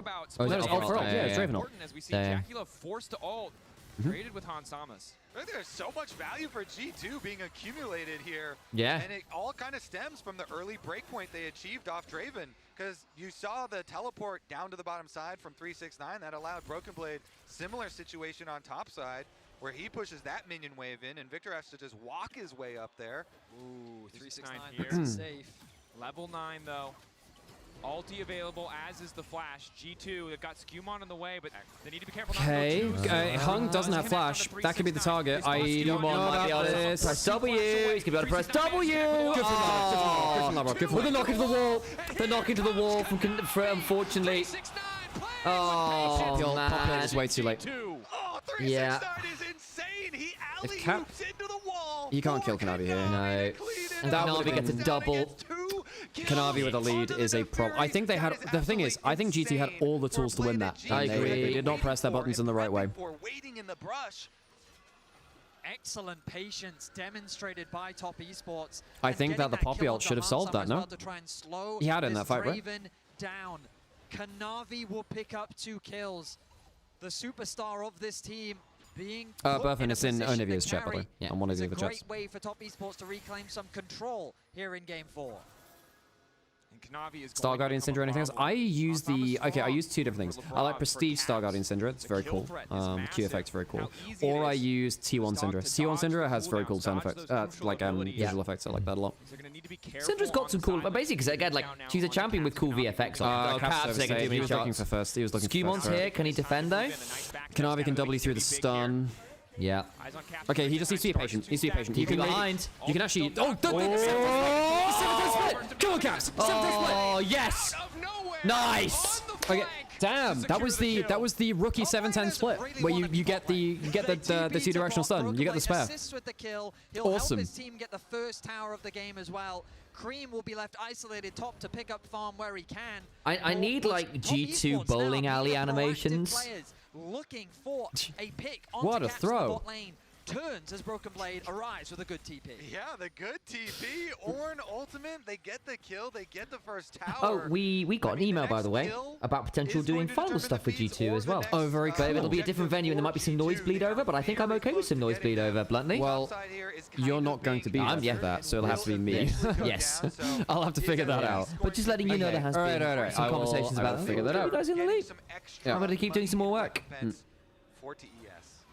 And I mean, the gold is so close. First item starting to be completed across. Will you ever get a laptop and try League? I've been strongly advised against trying League. League is great fun with friends. And hell, it's fun by yourself. You just got to understand that losing is... If you can't deal with losing in League, because losing in League can be a pretty miserable experience, especially if it's just a bad game, then League will be an interesting time because the lows can be quite low.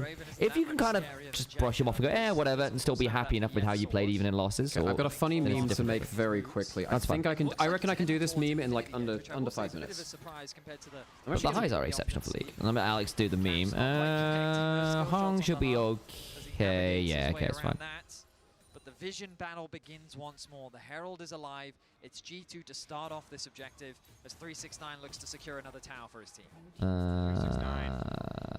Gained and then lost a bit of a gold lead in the ice. Hans is en route to a very early IE. Yes, he is. Yes, he is. He's up about 700 gold, which is good news. He's got the early Yuntal, which means that's stacking earlier as well. Because he got the Yuntal early, it means it's stacking very, very fast. Okay, no, which is a big deal. I think the meme is not quite... Okay, I gotta wait for a better Syndra stun, because I've got like a Wii Sports Strike. Yeah. I couldn't find one with like a 7-10 split. Dragons. Feat strength already taken by GT. By yourself, just play air. I play arenas as well. Okay, so split dragons, 3 grubs to G2. Caps has Blackfire and 60 stacks, who's at his 2nd upgrade now. I don't know. I think this is a very... if you miss position, Kanavi might just end the game. And that's really scary, because I personally think Kanavi is the best jungler in the world. Point of order. Did you say that as well? No. What? Splinters of Wrath, not stacks. I don't care, Sam. That's the name. Sam, I would prefer Syndra just uses her max out ability and it does better stuff. On the weak side of the map. But there's like so many splinters on the ground. I think Neferi is the only real threat here. The problem is Kanavi playing it. And Kanavi Neferi is not fair. TP behind. Oh, another TP. That Syndra can look for the stun here. They've got TP in response. Yeah, this is a dead 369. Oh, no, dude still died. You need to ult 9. Oh, yeah, he ulted that. Yeah, you can't wait until Mega comes through because Gnar gets some rage once he takes damage as well. So if you miscalculate it, you don't quite kill him, and then he gets ulted. You can see why 369 is building towards Merc Treads. He just completed Merc Treads for a reason. Yep. Problem is, I actually think Caps has an angle to go towards Void Staff 2nd. Oh yeah, I actually think this is a Void Staff 2nd game from Syndra. Honestly, I wouldn't hate Shadow Flame either. No, not into 4 Merc Treads. Why would it matter if they're too squishy? It doesn't give you HP. Just think the crit would be really good against low HP. Yeah, but you're damaging people from full HP. Yeah, I think it just means you get your execute threshold a lot more aggressively. The problem with Shadow Flame and Syndra is that you get the execute at 10%, right? That is like a bunch of the HP bar that Shadow Flame is not impactful on with your ult because you just execute them. You don't do the extra damage from it. I think you want to be dealing damage from people on full HP. I don't think you care actually about executing with that because realistically, you can be starting with your stuns as well. And you're into like, and also the flat pen into Mercrez just feels shit. True enough, but is it people going to build that much more MR outside? Yeah, into double AP solo laners and a Nico, yes. I think they should. I suppose Ornn counts that way too. Yeah, fair. I see it. Okay, so he's going to go Cosmic Drive. Cosmic Drive is fine as well. That was the other item. But I think that voice staff needs to come in. Like, I mean, it is the Blackfire build, so I can see where you go this route. It's what I know. Like Nemesis was really pushing it all year. I'm going to assume that he did. Empowered recall, and we should see the Infinity Edge now completed. So that's a big spike for the Draven. Yeah, his Yuntal is already fully stacked up, so he has the full crit from that. Plus IE, very big power spike. 369 does slip away. Okay. Oh, he's got all. He's got all. He's got all. But he's popped it early. Oh no, he didn't. He popped ult for ult. Yeah, I didn't see that. Yeah. Now he needs to be scared of Hansama. You know, Caps has always played Syndra Justicar pretty much. Yeah. Yeah. Funnily enough, I think it wasn't his first game in the LEC. Maybe it was. Remember the Caps' solo kill perks. I'm trying to remember if he was playing Rise or Syndra. It might have been Syndra actually. Because that was during the my Rise is bad, my Zero is worse. Oh no, that was a year after because Caps started in 2017. No, I'm just trying to think whether the memes about perks is Rise and Azir. Oh, he was playing Rise, right? Yeah. But like things like that was I mean that was after 2016 where I guess it would have been the tail end of that because that was I think before perks like recovered after his very oh bloody hell, good damage. Yeah, I think the Syndra is actually a game winner. I think the Syndra is in a really good spot. I think once you get to this point in Fearless, that's when Syndra, because all of the traditional mages are vaguely are pretty much out. Yeah, bloody hell, man. Can you get more? He's going to be forced to quickness. Yeah, I think top Esports have no position on the map. I mean, 369's been shut down on a side lane. He's not. Bloody hell, Kanavi hurts. Look at bot lane though. Cream. Yeah, I think G2 I think they've cracked this game. This is smelling like a game 5. The only way that top Esports win this is through just magic from Kanavi. I'm so ready to wear a grasshopper outfit, Alex. My problem is true. He holds on to the XP lead. Cap's going to be a little late to go and catch this wave as Cream is already back out on the map. And Caps has been stacking those splinters. Don't jinx them, Alex! Alex! The 80 break point. I'm in a car going the opposite direction. Alex! No, don't jinx him, Alex! No! For his ultimate ability. It's not going to be ready for the Otacon fight, though. Skimon's already okay. I'm having fun. Yeah, G2 I think are in the driver's seat right now. Otacon is dangerous. Kanavi has not got 2 items yet, but Kanavi is the guy which can really threaten this. You have burgers. You have Poppy ult to remove Hung. He doesn't have the quickness. Oh, he stole it! 7 HP. Oh, and Skimon's dead as well. Oh, the burgers. Where was the Poppy ult? Oh, they're going to get run down now as well. Oh, man, hang on. Can you get the slow? You can get the slow. Bloody hell.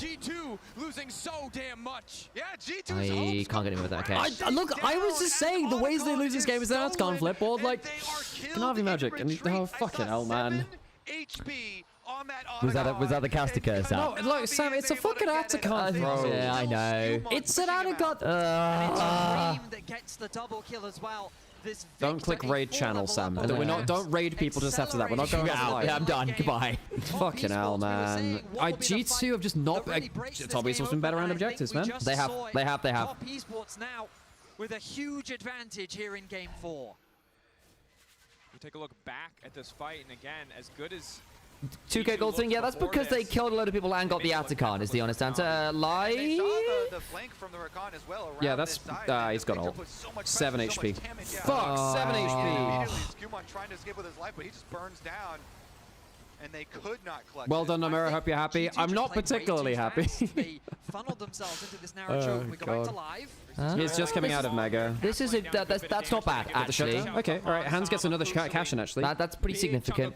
Yuntal IE. Did we mention the Draven build? Yes, we did. And I said he got Yuntal really early, so it stacked really fast. And then, I mean, there's Aranduin's on 369. He's the only person who shrugs off actual damage. There might be a point where Hans can just one-shot the whole team. Yeah, that's. And again, I think there is a break point where Syndra R and Draven kind of just annihilate a team fight. The no ulti on Rakan is what I think they really wanted. I mean, the gold lead has kind of shrunk-ish, like Top Esports are within touching distance. I don't think the game is completely done yet. It's a big moment for Top Esports, but that's a good kill. They get a turret. They've still got a 2-1 Draven. I did not jinx G2 versus FlyQuest. They won that game. As I said, it was unlosable, even though they gave it a good try. I will say they had a 2k gold lead. That's disappeared, but that's just because Hans Sama did cash in. Marco asked earlier, why did they flip that? Because they wanted to use the fact that Rakan had no ult, but it's so risky. Yeah, Draveflation, the Coinbase gold grind. Obviously, the others is actually his passive gold. You can see he's already earned 1640. Scumon's now in danger. Is Labrov? Okay. Nice rocket belt to get him out. Bless you out. Keeper's verdicts, knock away. Victor's also getting quite scary at 369. Can threaten hands vaguely. Sorry, that was me plugging in thing to charge. My bad. That's fine. That was on your guys' end. We definitely didn't do that. We definitely didn't. Yeah, that's your PC. The TP is used by Broken Blade. He's got involved in the fight. He has his ultimate, but he's hesitant. We've got 2.5 minutes. Good at E there from Victor. Ooh, feather pull. Ooh. Death laser from Cream. Technically, it's the Hextech Ray. I'm still going to call it Death Ray. Hextech Ray. Don't gas lampers? I think you'll find it's called gas lighting, not gas lamping. Yeah, who says gas lamping? Who says gas lamping? What the hell? No one would ever say that. It's not a meme here. It's a bit of a meme, aren't you? So weird. Why would you say gas lamping? Yeah. And I think it's pronounced Meme. No one says meme. If it was from your PC, then how do you know what happened? We have prophetic powers. Yeah, we've got prophetic powers. We're in all your walls. You think we, like, this right there here, this is in your walls, guys. Yeah. I can see out of your sink right now. He's in the sinks. Okay, so Dragon up in 2 minutes. Oh my god, yeah, 2-level advantage in jungle to Kanavi. Black Cleaver's done. Black Cleaver is very scary on Neferi because your Q basically instant stacks I'm on my phone now. Well, it's a mod that we put on your phone to make it sound at that point. You know, we're down. Like, there's an app for that, I hear. If you can't see the walls, then I hate to tell you, there are walls that you can't see. There's 3 home and militaries on my walls. Yeah, it's a very spacious wall. It's a very spacious wall. Okay, nice place to live. Okay, things which can change the game. Random Syndra stun, random position on either side, Rakan quickness. Draven goes Draven got a third item. I mean, Draven can pop everyone now. Yeah. The Randuin helps, as long as he's not starting the fight at half HP, because he doesn't have a Bloodthirster is a big thing because here. He doesn't have a Bloodthirster. If you land poke onto him from Victor or Xayah, there is a chance that he flashes forwards, Xayah comes through, and he can't survive. And in fairness, he hasn't really been the target this game. I think Hans has actually played a pretty solid game from that perspective. And partly that's because you've got people that take the brunt of the aggro for you early on. Is Appa in my walls? No, but Neferi is. Yep. Yeah. This is do or die. Top Esports. Yeah, Appa is not just a flying bison, but also a very fluffy dog as well. Kanavi's going... Wait, is that going towards... It'll be Edge of Night, probably, actually. I think Edge of Night really helps Kanavi. I don't know, man. Kanavi's so threatening. He is quite... Oh, my days. At the very least, Hans hasn't been hit by too much there. There was a world there where he took another Darkened Daggers, another Hextech Ray, and just like lost lots of HP. As well. That could be a problem, because if you just push the Grab Field and Chaos Storm down... Stand aside. This is the problem about playing around Top Esports. They are the best team at slow bleeding you out from the LPL. Now, again, it's an LCK specialty, but Top Esports are very good at this stuff. Yeah.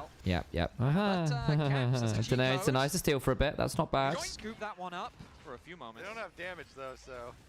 No, it's Which stops the steal, which is no bad thing, I think. 369 has flash, has ult, has mega.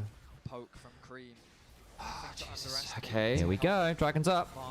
Labrov. Not bad. Not bad. He's going to die for it, but he gets the Zyro. Maybe his hands can Kanavi flash away, and Labrov's sword burn. Hands can maybe flash forward. Watch for Hung. Watch for Hung. He doesn't have cleanse. Oh, shit, man. And Hans can't get the cash in either. I actually think, guys, Labrov made the right play there. Yeah. I actually think he made the right play. You got Kanavi W and Jaculov ult, but then I just don't think that Caps and BB had the right follow-up at that point. Yeah. One more Hyperproc giving him the extra movement speed. One more auto, the boomerang to get it done. That'll be it, folks. That'll be it. We're here today to celebrate the life and death of G2's World Run. We look back at this fight, as G2 force. I think it's done now, folks. That's a shame because actually I think the last 2 games G2 had good drafts.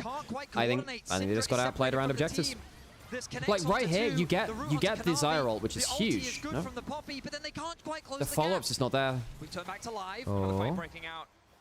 This time Labrov in trouble. 369 there. Kanavi on a rampage. I mean, real credit. Kanavi put on a fucking clinic. Just put on a clinic, folks. I think Cream's been very solid. I mean, Kanavi, all they had to do was I mean, Hung's been the weakest member for top esports. Yeah. Even then, he's played fine. I think Kanavi's just been a monster, hasn't he? Yeah. He has. And then Cream and Jackie have been very consistent carries. And you have to feel like that was the final fight of the series. A 6.5k goal lead for top esports. A Baron buff as well. Another pick onto Labrov. Things are falling apart for G2. Ulti coming in from Kanavi. Okay, Caps is dead. Oh, it's just falling apart now. Okay, all right. Okay, cash in. Hang on, Kanavi's down. Kanavi's down. So that means that the Baron push is going to be blunted a bit.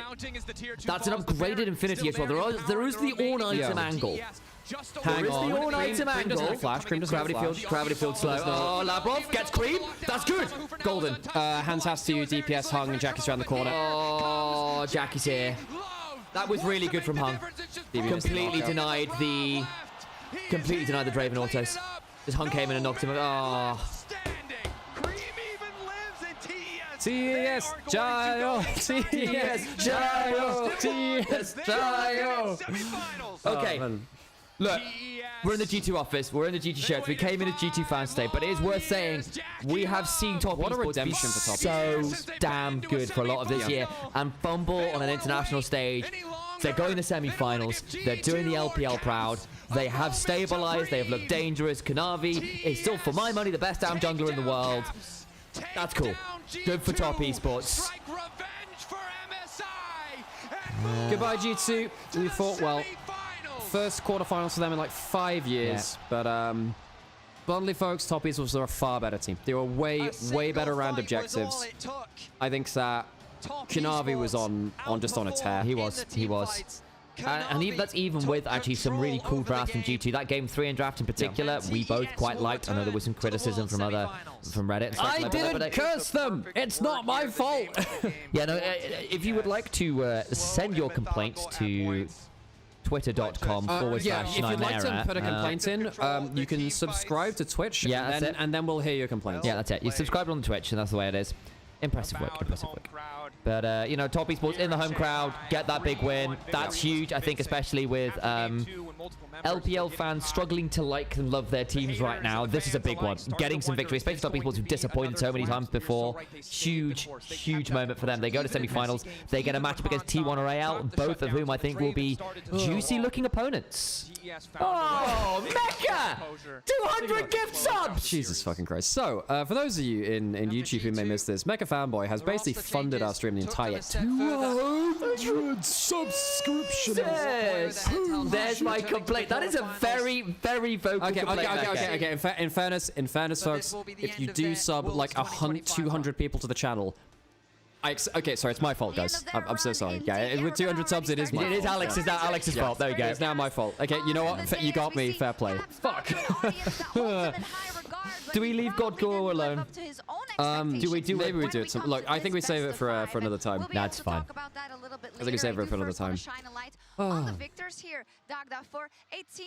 Thank you all for being here today. Also, a lot of fun. Really good call from Shocks that, look, you have to focus on the winners first right here, I think. Look, top esports are a team which people have memed on for fucking forever. They have looked very good today, top esports. This is a top esports I thought could turn up. I made a tier list. Before the tournament. I did say, look, top esports, they could just completely bomb out, but there's a real chance that they could go wild, you know. This is a very good team domestically. It's just that they've never shown it internationally before, really. So I'm covering them over Azel's face there. Well, Sam, do you want to go walk about and commiserate with people? Let's do it. I'm just going to make a quick tweet and then go to it. Yeah.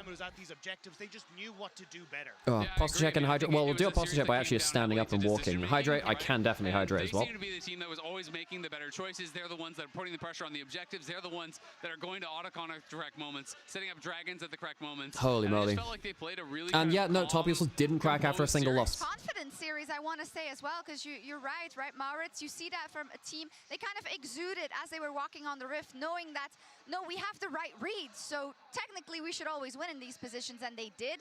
I will say, G2 did drop the ball a few times at some of these objectives as well. Well, it was a big talking point for us where we collectively just felt like the confidence that TES was showing, and that was something coming into the series we were worried about, but I think pretty early on we did see that they were playing the way we had expected. We have seen in the tournament so far. It's also the lack of confidence and some hesitation on G2's side. I think a lot of the let's go walk today, about, shall we? we really didn't feel like it was up to par. Yeah, I mean, I just really felt like the Otacon in that final game exemplified that, because you Tobias was a far better round objectives, and Kanavi is just ridiculous. Honestly, folks, Kanavi would be another very, very worthy winner. Yeah, to me, that speaks about a lack of confidence from G2 and their position in the game, because we largely felt like they were doing folks. fine in that final game. I agree. They right, were let's doing go do fine, that run. I've made my tweet. To their highest performance this year, for me, which was the finals. Cool, we got this. In Madrid, it was a cohesive unit. Do you want to get the video reps up at some much point? as it is about other things in the game. I need to get this Yeah, in I agree. here. I think it's the fact that it's the first time we've seen Skumon at an international event whatsoever. The first time we've seen LeBron hit it to the quarterfinals, and it's about trying to find those moments where you can have the experience on an international stage. And unfortunately today, there was parts where they just couldn't quite stand up. And G2 will go and look back and say, okay, could we have done more? And I think the answer is going to be yes. But it is going to be that growth. And I think that's the thing about G2 is that they're willing to invest in a let me roster just and run it for a long time to make sure they can actually yeah, and also just gotta do this. And I mean, they then wanted to get out of Swiss, and they did. We have to give them credit for that, for putting up a good fight here. But a matchup we were talking about so much coming into there we go. Do you want my phone, or should I just keep the bird for now? And Kanavi, he came out on top despite good moments out Hello? of Skumon. He is your oppo Let's go player walk about. of the series. Azale, you set this up beautifully before the match, and it panned out. Yeah, I mean, I just think he is the best. We're gonna go. You happy to be on camera at this point? Even when he's playing scaling junglers, he's gonna put How are you pressure feeling? on you. He's gonna make you worry about where it feels like sometimes our players don't read patch notes. Yeah, let's go out of G2 trolls as fans. Look, I don't find the Nico engage bad, but I feel like LeBron forgot that they swapped Nefari's aura around. Like, I think at the beginning of the year or last year. And then he forgot that she can just reset even though she doesn't have. I can tell you, it was this year because I put on a hot dog costume at the LEC for that, and that was this year. Yeah, no, it's just. I feel like even after Atacon, it was salvageable, but then after that, forced engage, honestly, like, yeah, it was just downhill. Also, Caps just delayed his stacks so long. He was on 110 for like 10 minutes. He didn't even get to 125 before the game ended. Why even pick Syndra at that point if you're just gonna stall waves? Yeah. For me, honestly, just the Atacon was just a heartbreaker. I actually thought they were in a really good burner control before the Atacon. The Atacon... I really hate when teams start up Atacon without like a very decisive angle, and I don't think they can get it. And you had it off. Obviously, the other big member that We're losing a friend. So 1 second. Yeah, as always, it's like, I feel like teams just underestimate the resistance threat, because Gnar came in, threw one boomerang, and oh my god, it felt like it just did like Lord Dom's levels of damage. Because everyone was just resistant. Completely agree. Completely agree. I mean, like Atacon shred is like half of Elder. It's pretty ridiculous. You can't delay it like Baron. Like Baron, you can hang around, stay there for like 2 minutes. You can't do it at Atacon. You end up with just like nothing. All right, one last question from me then. We'll go Creative Wonder. We're kind of doing our best to commiserate because there was such a great turnout here at the G2 watch party. I'll have a quick look around. So many people turn up, and obviously the disappointment is palpable. You can understand why. Now that G2 are gone, who's winning the tournament? Do you have anyone you want to see win? Even if you don't, who do you think is going to win it? I think it's going to be Genji. Who's the dark horse? Because Genji's the obvious choice. Who else might threaten them? It would be really funny if KT not only got the finals, but then also won against T1. Yeah, the telecom wars of all time. Of all time. Thank you so much for talking to us. Thank you for the interview. Let's go for it. Anyone else want to tell me what we're here? You don't have to put it that close to the mic. It's just habit, honest. You don't have to, yeah, these ones I've been yet to hear it through the headphones. That's true. So I was checking that out. Oh. Commiserations, Yannick. What's the mood like? I mean, obviously disappointed. I feel like on one hand, top did look very good, but I do feel like there were multiple instances where I feel like we lost the game instead of top winning the game. That can't hurt. That can't really hurt. Watching us dog therapy kind of try to burst it down while Caps is recalling, so we lose a bunch of that damage. You know, and I feel like there were multiple times where we just were trying to do something, and then I look at the minimap and someone's recalling to TP reset, and I'm like, okay, well maybe you could have done that like 30 seconds ago, or we can do this play a little bit. I don't know. So disappointing. I feel like we had a lot more to show, but that also, you know, LeBron's first international, Skumon's rookie season.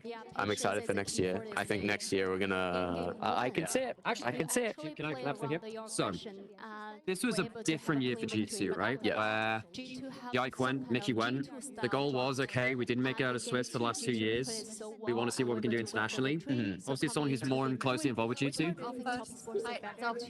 It's our first playoffs in 5 years. It's our first playoffs. This is the thing, right? Wait, obviously, this is obviously a disappointing loss. Yeah. As people are connected with G2, how do you personally view this year in terms of, okay, would you call this year a success? Yes. Yeah. Yeah, but it's also like a growing year. It's a new roster. There's rookies.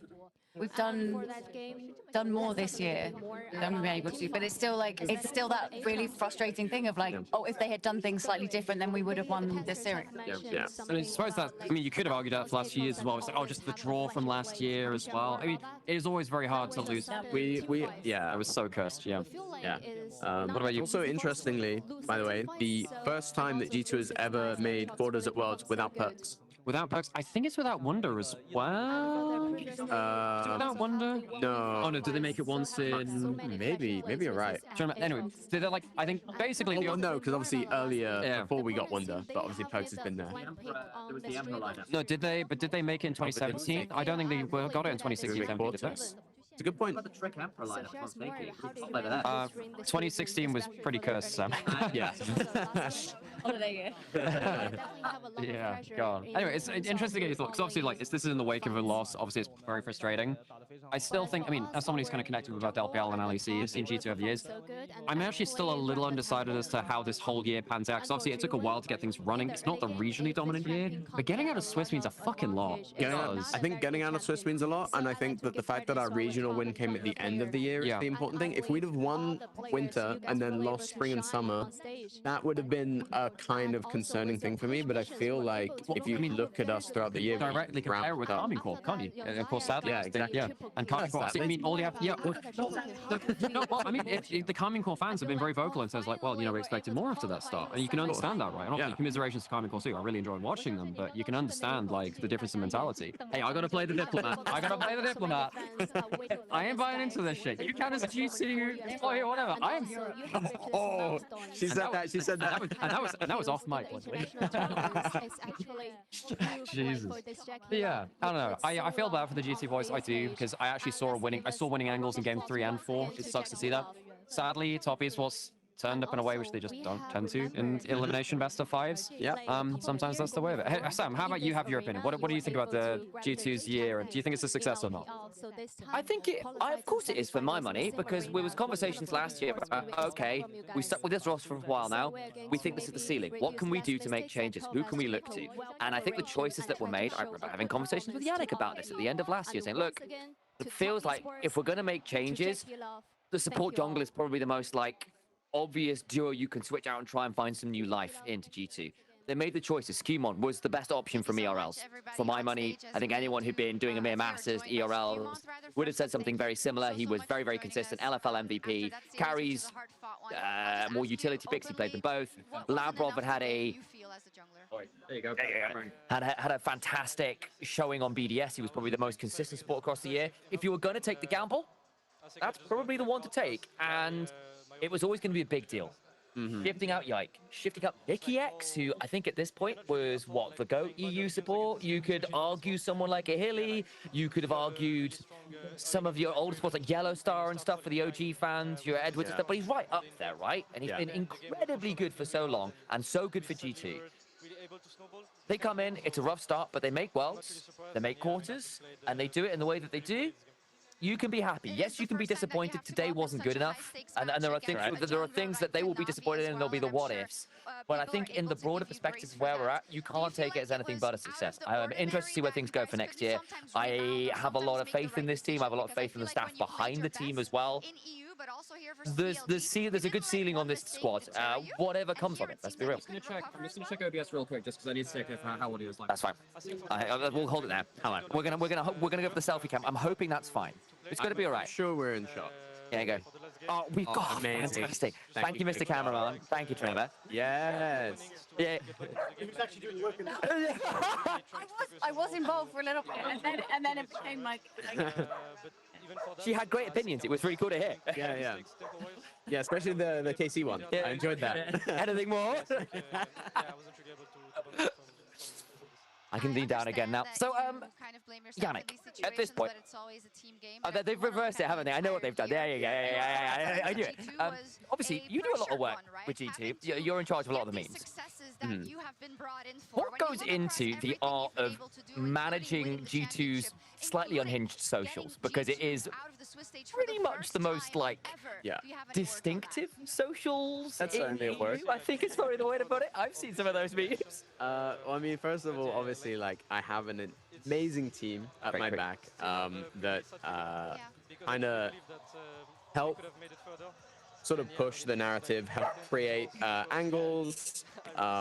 We're very tight knit, so we spend a lot of time in calls, just kind of chatting and just bouncing, not even just like necessarily ideas around each other, but then sometimes someone will just say something and it'll be like, ooh, or like we'll share, nice. Or we'll share just like a random meme that then someone will adapt.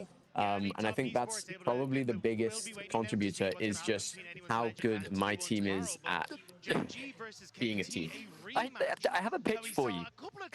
Did you watch the Asia invitation? I do know exactly who Alex is. So for those who weren't watching the kind of mini Worlds before Worlds, we had like DK playing off against like JDG, like the teams from the LCK and LPL who didn't make Worlds. They kind of had like this fake mini Worlds, where they had a prediction done by a grasshopper, because grasshopper in Chinese basically means your bat. There's a little bit of a meme around it, like it's a whole thing about them joking about players like, and that whole thing. So ironically, sort of predicting who would lose. And that grasshopper was named Godguo. And I'm pleased to say we've managed to get Godguo all the way over from China to come and do some work for us here today. Godguo is never wrong. He's either correct or lying. So Godguo, I will free you from the pain of the T-pose. Go, carry on. I'm quite intimidated. What is your predictions for T1AL tomorrow? That's okay. We can acknowledge it. That's their trap card. I think by the grace of our god Doran, a free series shall be given to anyone's legend. Of course, in the professional opinion of the god Guo. Yannick, you've got a really rare opportunity here to talk to God Guo, who obviously, doesn't really he descends from the heavens only rarely. What would you, as a senior member of G2, want to say to this incredible creature? Please don't predict us. I didn't have to today. You want the microphone, God Guo? Yes, I feel like the more the world gets to experience of God Guo themselves, the more wisdom you shall learn. Such as don't start Atacon, and put your socks on the radiator when it's a cold day, so when you put them on, they're really warm. Those are the two pieces of wisdom. No, don't start Atacon, warm socks. That's so, if you have warm socks while not starting Atacon, you're just in a great position. Exactly. I can't think of a better day. True, honestly. Yeah. When are socks too warm? Well, when are socks too warm? They burn your feet, I guess, but then they're kind of on fire. Yeah. So is it possible to actually get warm socks? Because by the time they're too warm, you've burned them away. They're no longer socks. Against LPL this tournament. I'm so tired of the sock discussion. So I'm going to say goodbye and say thank you. Sam and Alex have been awesome. Yannick was a bit shit. Appa's incredible, but you can see she's a little frustrated. Thank you for tuning in. Please, please, please remember, support Alex and Sam, create those clips, share them. Feel free to tag me in anything there as well, because I can help. I got a few more numbers on socials, and the guys are doing great work. So tune in tomorrow, tune in next week, tune in on the weekend. Please support them. Thank you so much. I'm going to give them the camera, and I'm going to take my dog home because they're scared of whatever the fuck that is. Yannick, do better. We'll see you later. Thank you so much, Trav. All right. Fucking wonderful. Well, thank you everyone for watching. We'll radio over to someone. And yeah, I hope you enjoyed the show today. God damn, this is let me sort the OBS stuff. You hold on to that for now. sure, wonderful. I can do that. Yeah, let me. This is going so well, guys. Right. Step 1. We change teams. It's alright. It's fine. We're fine. We're sorted. It's all resolving. Thank you guys for joining us. It's been a huge honor having everyone here. Initialise here, Nymaera / Godguru there. We've had Quickshot, we've had Yannick, we've had loads of people over at the G2 staff here having a great time. Thanks for coming and saying hello to us all. Thank you all for those who followed, who subbed, who've liked. Again, Mecca, incredibly generous. We owe you a lot for this year and your undying support as ever, mate. Thanks for joining us on Onivia. Thanks for joining us on YouTube. If you've not followed us on socials, please keep doing so. If you've got cool clips, share them in the Discord, share them on Reddit. Make sure we've got ideas of where they are, because it makes a huge difference to our ability to get ourselves out there. But until then, guys, wonderful rest of your days. And bye-bye for now. See ya.